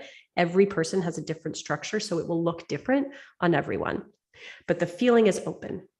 Now we're going to tuck our chin to our chest and just see if you can feel a little bit of a release, right? If your head was a bowling ball and it goes off of your neck axis, it can almost feel a little bit like a release in the back of the neck, right? We tend to hold a lot of tension. Roll the head over to the side. Same thing, just let the weight of the head produce the stretch, nothing fancy. Head back down through the center. Over to the other side. Maybe this side is different. Head back down through the center. We're not trying to change very much, but just welcome some circulation. Now bring the head back so that it very easily is sitting on top of the neck. You could shake your head no, and it doesn't feel too tight. Find that center with your head, and finally pressing into the ground. Lift your arms up to the sky. Reach one arm up, reach the other arm up. Can you touch the ceiling? How tall can you be, whether you're standing or seated? Open up wide. Take a moment to expand. Maybe this is the biggest you've been all day. Bring the arms back down through the side. One more time, pressing into the ground, reaching up to the sky, opening up wide, angling if you need to, bringing the arms back down to rest in your lap. Now taking a moment to yourself in this connected, elongated, maybe buzzing posture. And notice, do you feel more present? The same? Less present? Come back to your device now and let's use the chat to share how we feel after that relatively short exercise.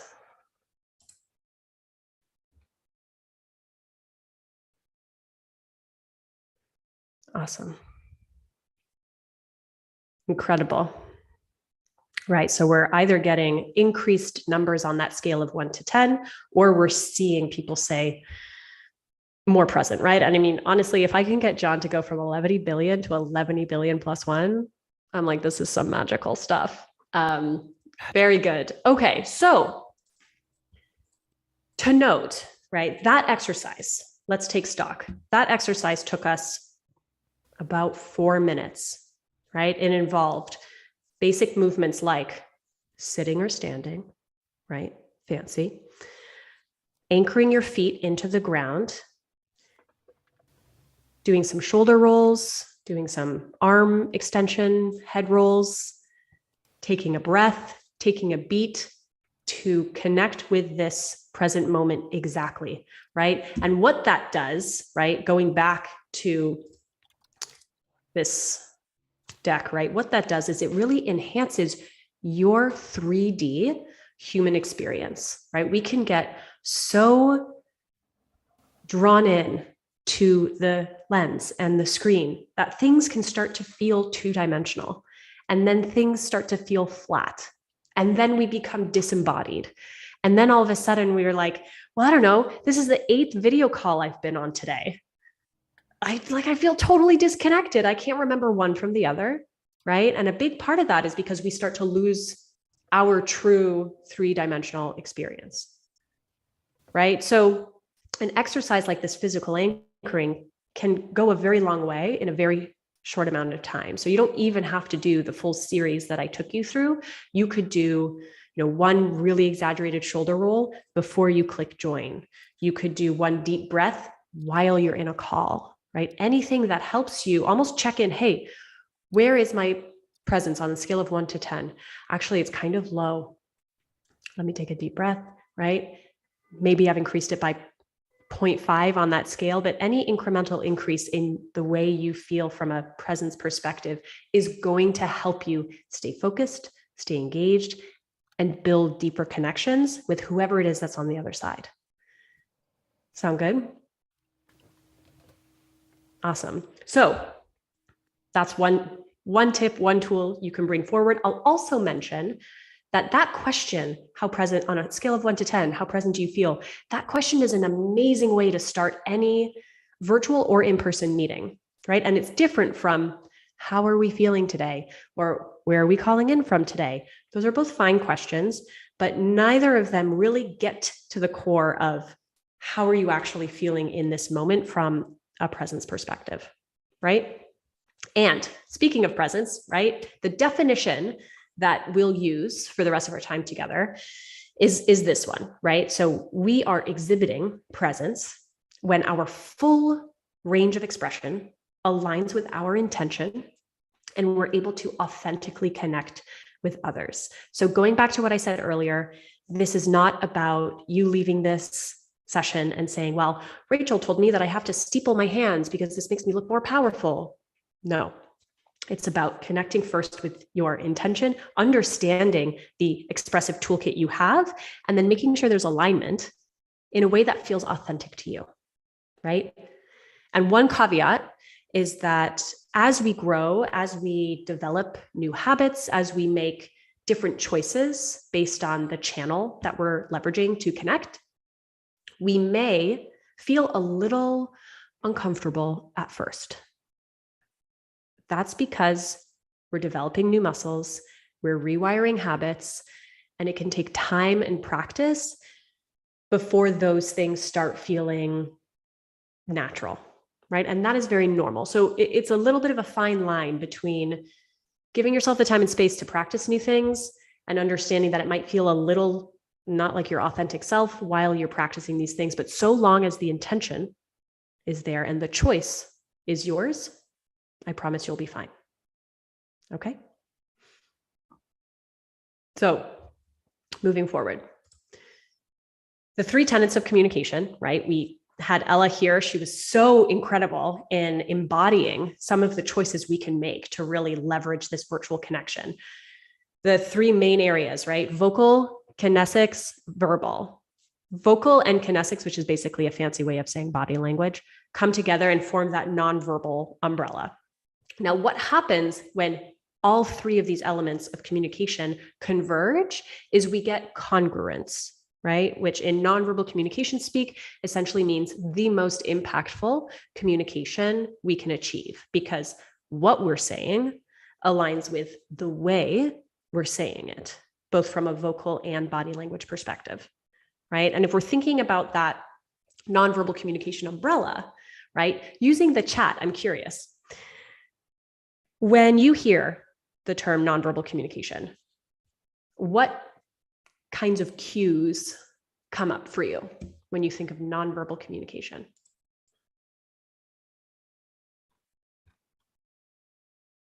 Body language, tone, perfect, Kathleen. Yep. Eye rolls, facial expressions. Yes, Aaron. Anything to do with the eyes, breath. Yep. Arm gestures, right? Shrugs, crossed arms. Mike said smiles by note card, by the way.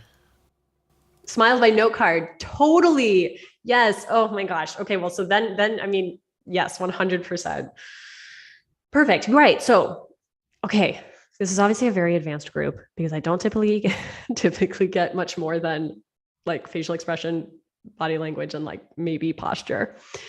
But nonverbal communication is anything that communicates a message without the use of words. So yes, facial expressions, gestures, virtual setup, lighting, framing, background, right? The way you leverage your virtual setup using a card that has a word or an emoji on it, 100%. That is nonverbal. You're not taking the time to sit there and say something. You're expressing it through other means, and it's loud. Posture, vocal cues. So we saw that intonation, volume, speech speed, clothing, right? What articles of, how are you leveraging clothing in the virtual environment? Is it different from in person? Probably, right? And then accessories, like the way you've done your hair, makeup, jewelry, tie cuff, like all these things are sending nonverbal messages, whether we like it or not. And so my invitation to you is, let's be intentional about these choices we make so that we can ensure that the message we're sending aligns with the intention, aligns with the message we want to send and the way we'd like to be perceived, right? So one other, we went over physical anchoring, right? We've been understanding some of the power behind nonverbal communication, right? Understanding some of the elements we have to play with. 100 milliseconds, right? That's how much time it takes for anyone to form that initial gut first impression, right? And I'm not talking about like, okay, I've been talking to Rachel for about 30 minutes. I think she's probably pretty informed, confident, no, like the first, like within the first 10th of a second, what are you picking up on? If it was in person, right? We would have the way we walk. We would have the way we engage with our eye gaze and our eye contact. We might have what we're holding, whether it's a briefcase or a laptop or a coffee mug. And of course, we would have that handshake, right? We would have a handshake and we would be able to tell very quickly a lot about that person, their experience, their confidence level, their professional acumen in terms of the way that they engage with a handshake. All of that would come very quickly. Virtually, we have these three things. We have our lighting, we have our framing, we have our background. Those are the three things that are the loudest as soon as you click join meeting and you show up in our virtual world, right? And the most amazing thing about these three things is that you can actually control them, right? Ella went over this a little bit, and we've seen John do this in any of, John's connections in this community, leverage lighting, framing, and background in the entire virtual setup in a way that sets them apart, in a way that very quickly sends a message of, oh, this is not going to be my average virtual meeting. Like something's different here. Someone's taken some time to make some choices and create an experience that is going to be pretty significant, right? So things we want to think about, right? Like lighting is pretty simple. You want to make sure you're well lit. You want to make sure the lighting is even on both sides of your face, right? So natural sunlight can be great, but natural sunlight can also be inconsistent throughout a day, right? Framing, again, we want to make sure the lens is at eye height so that we're really entering the call as an equal. If we're looking down on someone from a nonverbal perspective, it's almost like we are belittling them, right? We're looking down on them right from the beginning. It doesn't feel good for the audience member. If, on the other hand, the lens is higher and we're looking up at the lens, we look more childlike. Now, there may be a case or an event where you want to leverage those different power dynamics from the lens perspective. But by and large, as a rule of thumb, best practice, lens at eye height. That might mean you use a box or a book or whatever to bring your lens and laptop up. Or, you can get creative with the way that happens. No one's going to see what it looks like, but they will see that relationship to you, right? The other things you want to think about with framing are distance, right? You don't want to get too close to the lens because that actually makes the viewing experience super, super uncomfortable and intense for the viewer, right? And giving yourself a little more distance means you can be more human. You can use gestures more effectively. You can feel more comfortable. You don't have to feel like you're closed in this tiny little box, right? So you want to give yourself space. And then finally, background, right? You can use pictures that you love of your most recent trip, or a musical instrument, or a picture of a pet or a family member as appropriate. Again, it's up to you to make these choices based on your comfort level, what you would like people to see. You can use it as a way to have people engage with you as a human first, right? As opposed to as another virtual kind of two-dimensional person, right? We spoke earlier about how do you bring your 3D perspective into the equation. Leveraging your background and your virtual setup is a way you can really add depth for your audience as well, right? John, do you think, is it helpful to pause for questions? I'm happy to pause. I know I've been sharing a lot of information. I'm happy to continue. Are you keeping track of questions that might be coming up? Oh, we got a free-flowing chat here, but if anyone would like to expound, please raise your hand or just unmute. I can see you. If you would like to ask Rachel a question, or if you have a comment supporting a lot of these things. A lot of us are big music fans in the room. Anyone else? Let's see. Hunting through the list. There we go. Kristen would like to come join you. Awesome. Yeah. So I actually love this. This is perfect because my dance background is 100% different than yours. It is A, non-professional, and B, was belly dancing. So completely different side of the planet. But all of the stuff that I learned, I use in my coaching and I use with my meetings, and I will, have people kind of go from the sternum, relax the shoulders, make sure that they have their frame, all of that. So I'm listening to all of this going, yes, thank you. So that I just had to say thanks. Oh, no, that's awesome. Also, Kirsten, what's hysterical is that the number of times I say that I was a ballet dancer, I would say 50% of the time people think I'm saying belly dancer. And sometimes, honestly, I go with it. Sometimes I go with it. That's fine, as long as they don't come up to you and say, oh, so you're an exotic dancer. And I'm like, that's a different form. Yes. Perfectly fine. Yep. Not what I do. Yep. Yep. So yeah. That is amazing. Well, thank you so much for coming up to share that. I think one of my, we'll get back into the programming in a moment, but one of the things that I really do believe in is that, as individuals, we go through so many different life transitions, right? Whether that's a professional or a personal transition. And it can sometimes feel like your background is no longer relevant to wherever you're going next.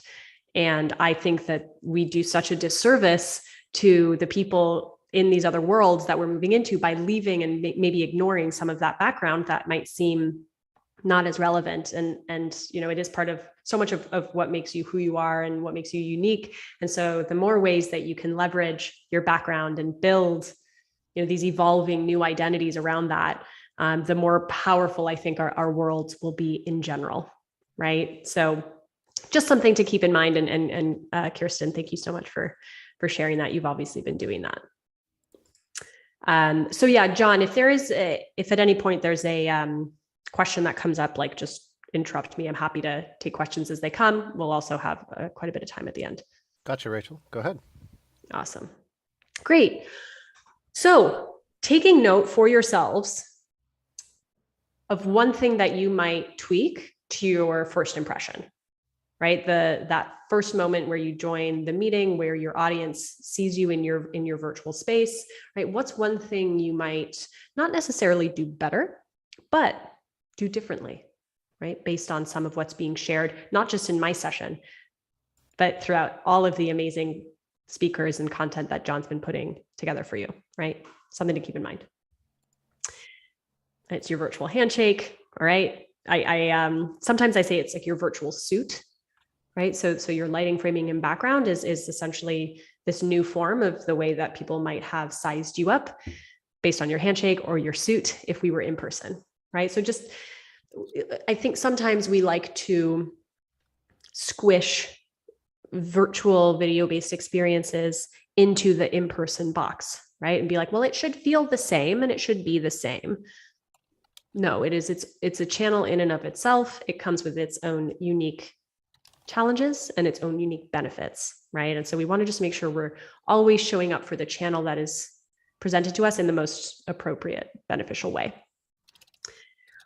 I want to spend a little bit of time talking about eye gaze and framing, because this is one of the areas that's actually gotten a lot of research recently, right? So eye gaze, we all know to be one of the trickier habits to rewire for the virtual world, right? I'm sure everyone on this call has heard, oh, if you want your audience to feel like you're looking at them in the eye, you have to anchor your eyes into the lens. And yet I'm sure everyone has also felt a little awkward doing that, right? Because we want to look at the people we're talking to, right?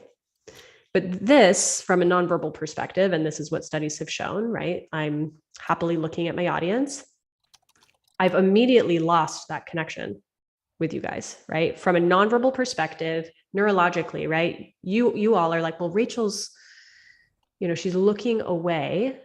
And if I have to ask my audience to spend like an ounce or a neuron or whatever the right measurement is of their brain power, redirecting their focus to say, no, I know it looks like Rachel's looking away, but actually she's probably looking at me on her screen. That's a waste of your audience's brain power. I want my audience's brain power to be focused on what I'm saying, how I'm saying it, and how they feel about what I'm saying and how I'm saying it, right? So eye gaze is definitely worth some of that practice, some of that rewiring. It's one of the many cues and metrics that we analyze and provide feedback on with our tool at Virtual Sapiens.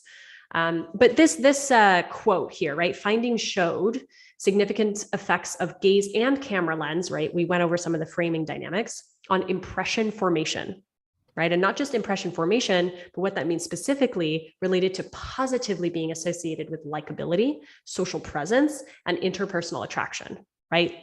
Likability, social presence, interpersonal attraction. These are all pretty foundational things that we look for when we're trying to establish a relationship. That relationship could be social, right? It absolutely is professional, right? We tend to want to do more things with people who we like. We want to do more partnership. We want to move forward in a way that is more supported by trust with people who we feel have a strong social presence, right? So it may sometimes seem arbitrary to spend so much time talking about something as simple and natural as eye gaze and framing of all things. Really, we're going to still talk about framing, but it turns out that those are some very, very loud, powerful metrics from a nonverbal perspective on video, right? Happy to send through this study, but it was done this year, right? So spring of 2022, super relevant. And I think we'll see more and more of this kind of empirically backed, evidence-based research when it comes to the behaviors on video specifically, right? Because we've also gone through this phase, like very chaotic phase of the pandemic that felt very traumatizing for many people. And many people didn't have very much choice in the way that they could align their virtual environments, right? And we're coming out of that phase now, and we're seeing that actually showing up on video, using video to connect with clients is more and more of a dependent upon channel of communication, but also there's a lot more choice involved, which means we do have to level up and really leverage some of these tools we have at our disposal. Rachel, I think Aaron's got a good question. Aaron, can I bring you up? Sure, was just unmuting. Thank you so much. Go ahead. So I've been concurrently taking some leadership development classes. And one of the things that they're constantly talking about is how important it is to monitor the body language of people as you're giving them coaching or feedback. So, I understand the importance of looking at the camera to make the connection, but then I also I'm going to be very tempted to look and kind of be really scrutinizing how my message is landing. So can you give any tips of how to strike that balance? Yes. Thank you for bringing that up, because there are two caveats to this eye gaze thing, right? Number one, anchoring your eyes into the lens is what you should, the operative term is anchoring, right?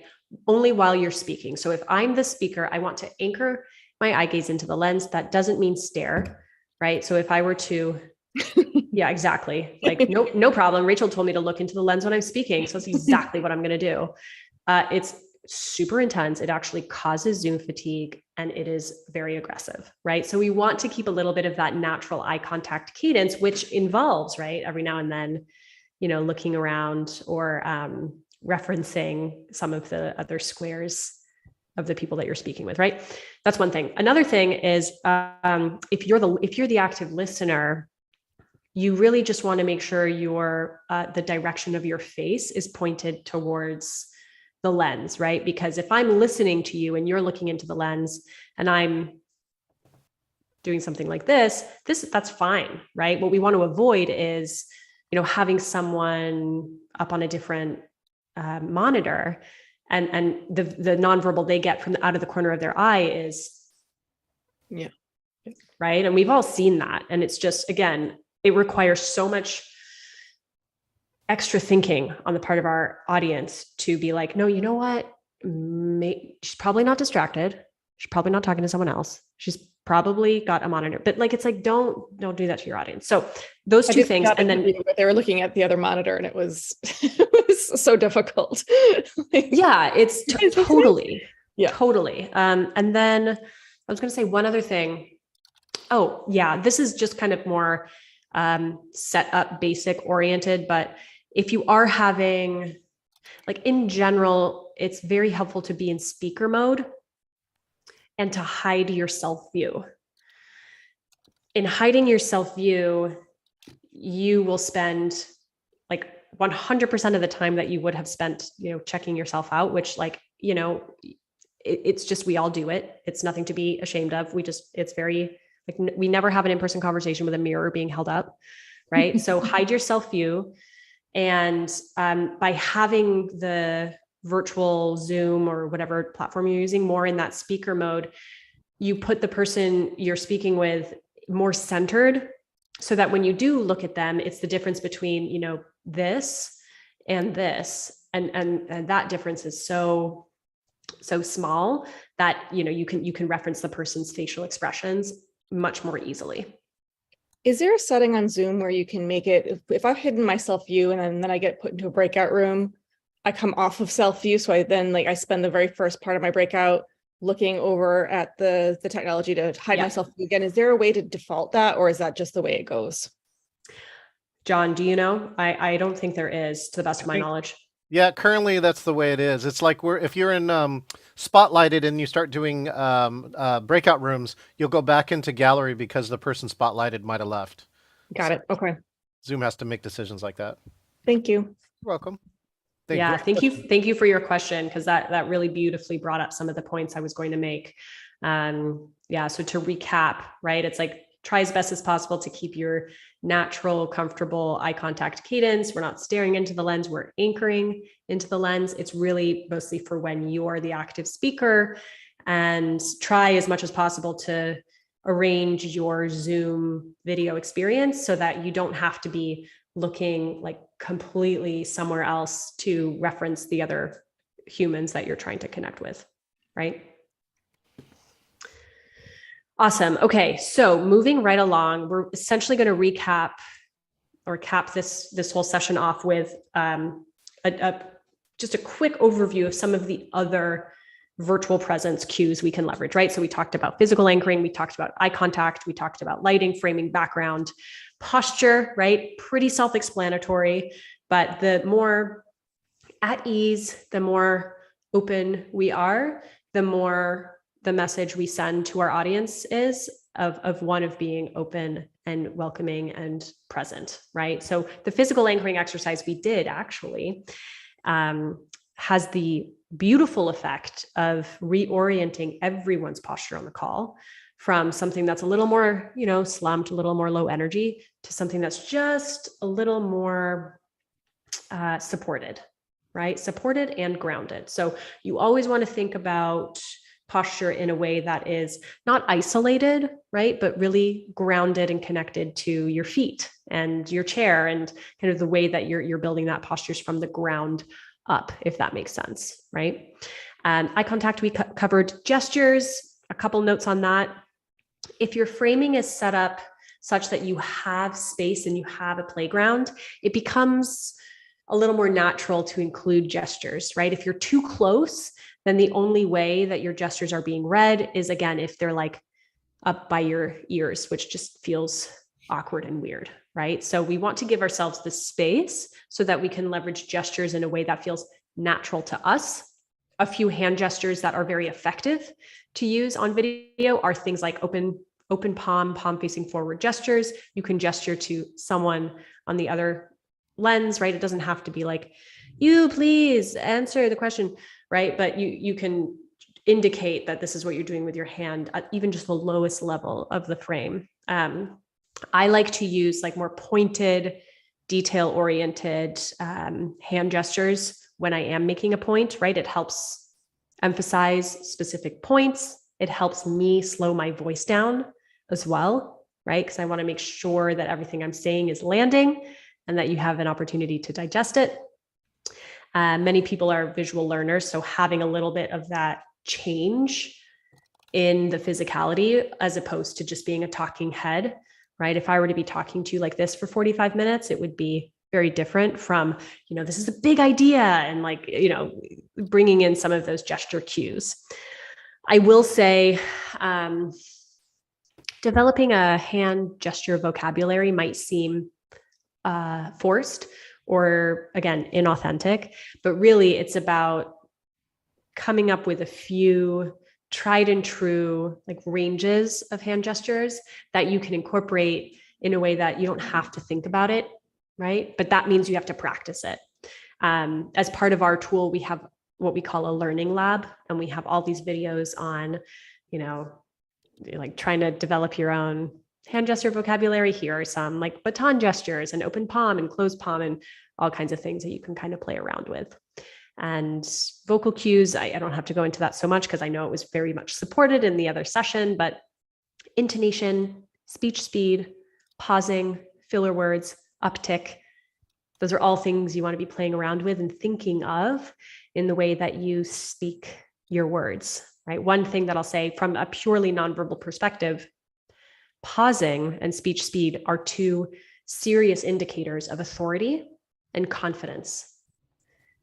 If you're racing through what you're saying, it sends the impression and the perception that you actually don't think you have the time or the space to really take time and demonstrate whatever it is that you're trying to say. It makes you feel and sound rushed, right? Instead, it's similar to the posture, right? You want to take up space with your words. And especially when you've said something really important, let it land. Pause.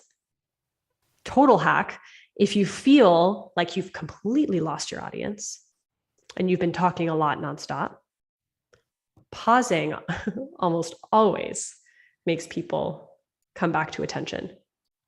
Why? Because there has been a big change. Oh, we got so used to Rachel talking, we just tuned her out. And then she stopped talking, and all of a sudden it was like, wait, did she leave? What happened? Is she frozen? And it's just me leveraging a pause to ensure that you're staying with me, right? And then finally, active listening. I know I've been speaking a lot about ways to show up when you are the speaker and the presenter, but the power of showing that you're active listening, right? Visual listening is just as important and impactful, right? We want to show whoever's speaking that we're present, engaged, and considering what they're saying. That helps us build trust. And in most cases, right, even in a talk like this where I'm doing most of the talking, as soon as someone asks a question, or even when I'm pausing, right? Like those are opportunities for me to show you that I'm listening, right? And not very much can go a very long way. So that's basically it for today. Here's just a short little diagram I like to share, and this again will be shared with you, but right, the differences between incorrect posture, correct posture, it's very in line with the physical anchoring exercise we did, and then a short little practice lab, right? So this is really for you to consider as a concrete next steps and takeaways from this. But after everything we've gone through, right? Lighting, framing, background, posture, eye gaze, facial expression, gestures, vocal cues, active listening, right? Set an intention for yourself in the next meeting, right? And I know you'll probably have many takeaways from this conference, but what is one thing from the session we just did together that you would maybe like to play around with and do differently? Excellent. Right? Let's give a round of applause to Rachel Cassar.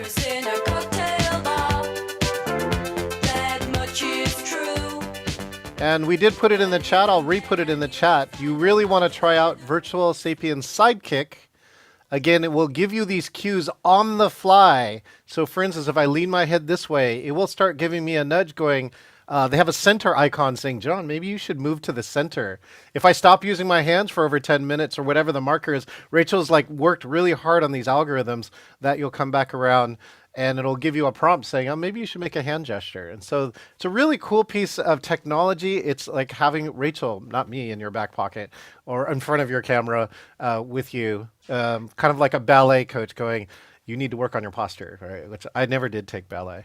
We got a few minutes. All right. Anybody here? Comments or questions? We would love to hear any kudos. Again, you can hit the chat with kudos. Miss Roberta, hold on. You got to see this. She says, I got to anchor myself.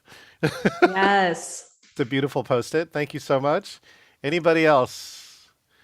Feel free. Comments or questions? I do see just a quick question, Lori, in the chat. Does the Sidekick, which is the name of the technology, does it specify what hand gestures to use? We actually specifically don't, because we want people to develop that hand gesture vocabulary themselves, right? So there may be an iteration of the product where we do suggest, for example, try playing around with more expansive, bigger hand gestures, because your hand gestures are showing up like this, right? We'll probably get there, but the version of the product currently really just looks at, okay, you've been talking for 2 minutes straight and you haven't used a single hand gesture, right? Consider bringing a hand into the frame, right? And this helps us establish that human connection. It helps us build trust because people like seeing hands, right? We like to see that you're not playing with a phone or that you might have something fiddling away in your pocket, right? There's a reason also in person why having your hands stuffed into your pockets is not a great nonverbal, right? Lori, can I bring you up? Sure. I think I saw, sure. One of the parts too, Rachel, I would love for you to talk about, you put some bonuses in there. So for like Josh and we have a lot of people here who are gamification experts. What's the big bonus that happens in your program that gives you I think it gives you 4 or 8 presence points? Yes. Well, actually, John, there's been an update and now we give 30. We give a boost of 30. What? For doing what? So, because the way it works, this is what was happening. Let me tell you. Let's say you're using the Sidekick. So it's this little friendly, subtle little dashboard, and you start, talking to someone virtually, and you cover your mouth with your hand, which is a big barrier virtually. It would tell you remove, stop touching your face. So, okay, I've stopped touching my face. I get presence points, like a little clap, and presence points, 1 presence point every time I correct a behavior that's based on a nudge. But if you've been on a streak, so you haven't received a single nudge in 30 seconds, you get 1 presence point per second that you haven't, that you consecutively haven't gotten that nudge for 30 seconds, right? And then your little Virtual Sapiens icon goes on fire. It's super cool. Yeah, it's super cool now, John. I've totally missed this update. It's super cool. And then so the reason we had to change it from 2 to 4 was that what was happening was people who were getting lots of nudges and clearing them were actually getting higher scores than people who were really on these streaks, right? Okay. Because you would be on a streak for like 30 seconds, 60 seconds, and you would get +2, +4. Meanwhile, someone had gotten like 6 nudges and had cleared them, and they got more presence points than you. Oh, which was wrong. Exactly. So we had to change it. Happy to talk gamification with anyone later because I'm fascinated by it. By the Definitely way, more we could be doing. If you stick around, Rachel, all the breakout rooms, by the way, are named after our speakers this year. I have named one and put some people randomly with you. Rachel, again, you'll be able to move breakout rooms, though, so if you want to talk to Rachel afterwards. Lori, do you have any other comments to add or questions for Rachel? Oh, I just wanted to I was going to comment. I think I know which hand gesture you wanted to use. Oh, I was just wondering if, just tongue in cheek, so to speak, if your audience wasn't listening, if it specified a particular hand gesture that you might want to use. Yes. No, I actually wondered because you had your little winky smiley there. I was like, I don't know if you're, but yeah. maybe a future iteration. You can give me some ideas. There you go. On it. Emphatics, right? Basketball, right? One hand, hello, and some other things like that. Good to see you, Lori. Thank you. Yep. Okay, anybody I think else? it actually segues for me into, as everybody knows, the sign language side of things. So, Rachel, I am your 617 friend. So, and I used to work at the Boston Arts Academy as a sign language interpreter. So there's a lot of like overlap with the kids there and all that kind of stuff. So yay. But also the information was fantastic. I loved every single bit of it. And and that we have to remember about cultures. We have to remember about sign language, that, we're talking in big picture and really upping everybody's game. But I am very curious about, a presenter who is deaf, or a presenter who, like, I'm a Latina, I use my hands a lot, and I'm so curious about, how that plays into the larger picture of the algorithms. And also, just kind of side note, because I'm finally in one place, all the gamification stuff, please hit me up, because I want to gamify my Will Fairy, and I want to talk to everybody. So it's a yes and I look forward to finding out the ways that we're able to support everybody, because these tools are so powerful, so wonderful, and I can't wait to play around in your game. So thank you so much, Rachel.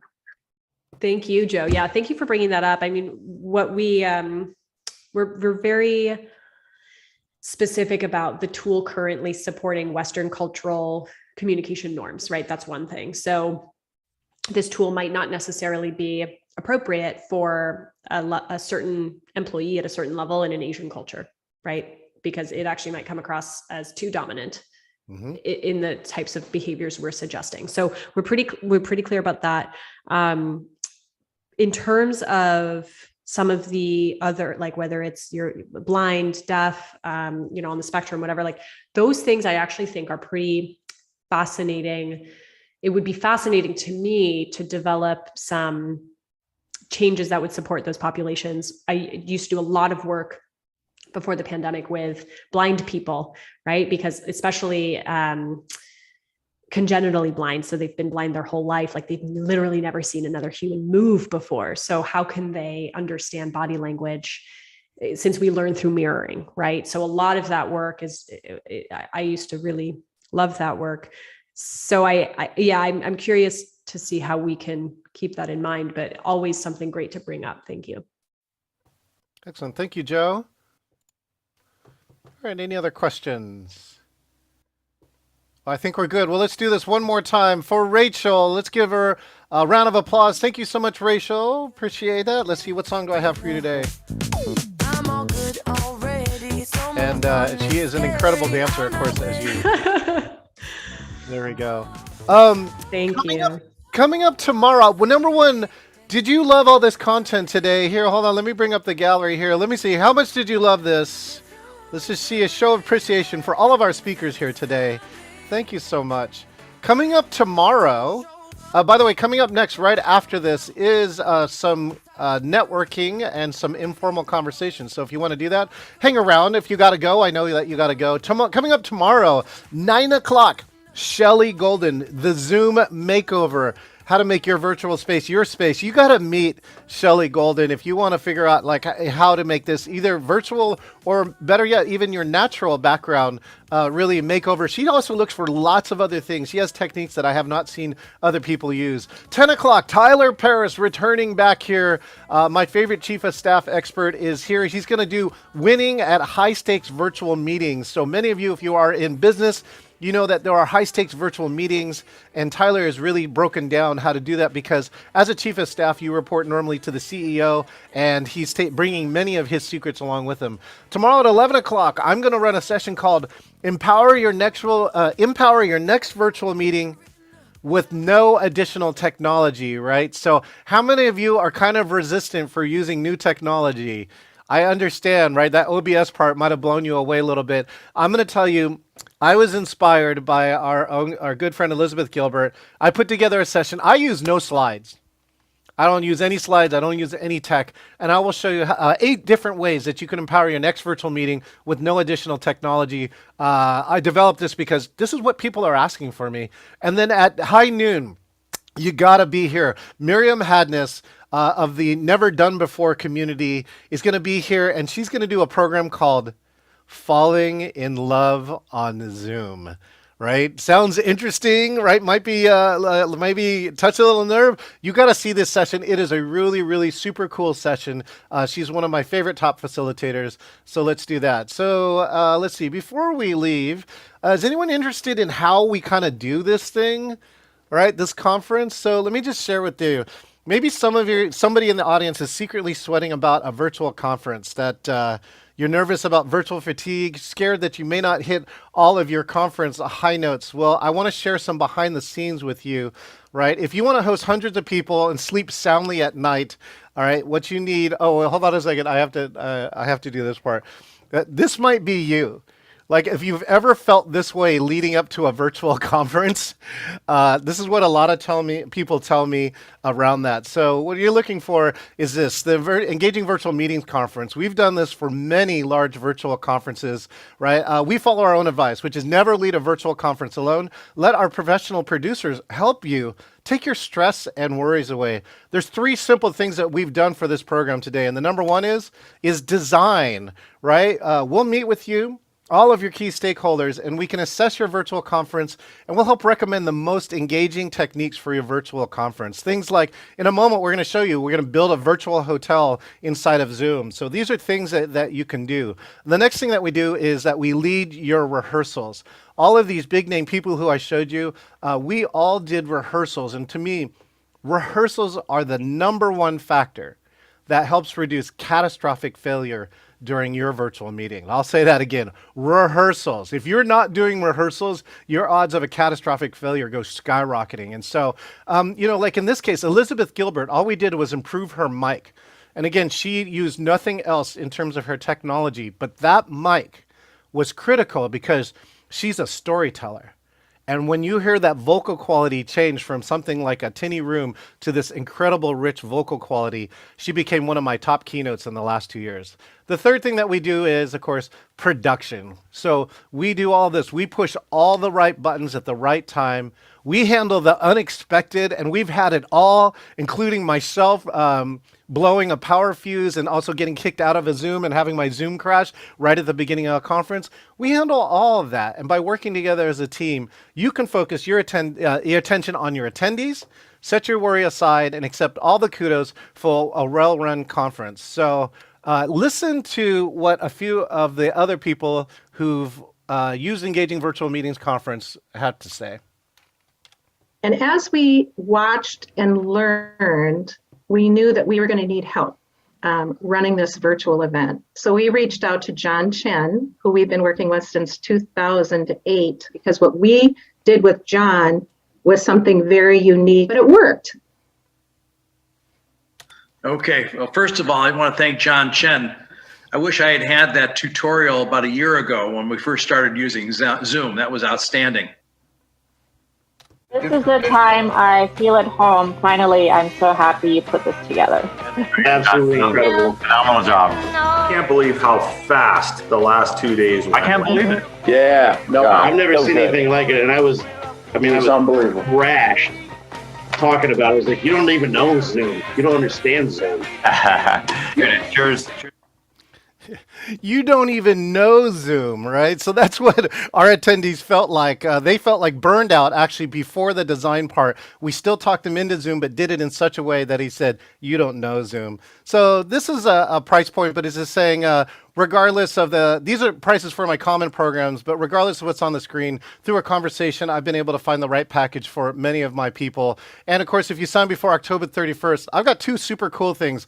I've got, I've got this energetic engagement package, right? This is a package that includes all of my latest secrets, so your conference will be perceived as engaging. Your attendees will rave about your conference. Stakeholders will be impressed. In addition to that, for many of you, if you got a VIP package, put your hands in the air. Thank you so much for those who have their VIP background. You get one of these. We'll send these to your VIPs. This is a super high-touch element to your VIPs so that they'll feel blown away by you and your conference. Hey, I got 6 spots later on today if you do have a conference that you want to meet, but most importantly, we're going to get on to the meeting part. We're going to do this. Everyone here, wave goodbye to our live stream audience. Thank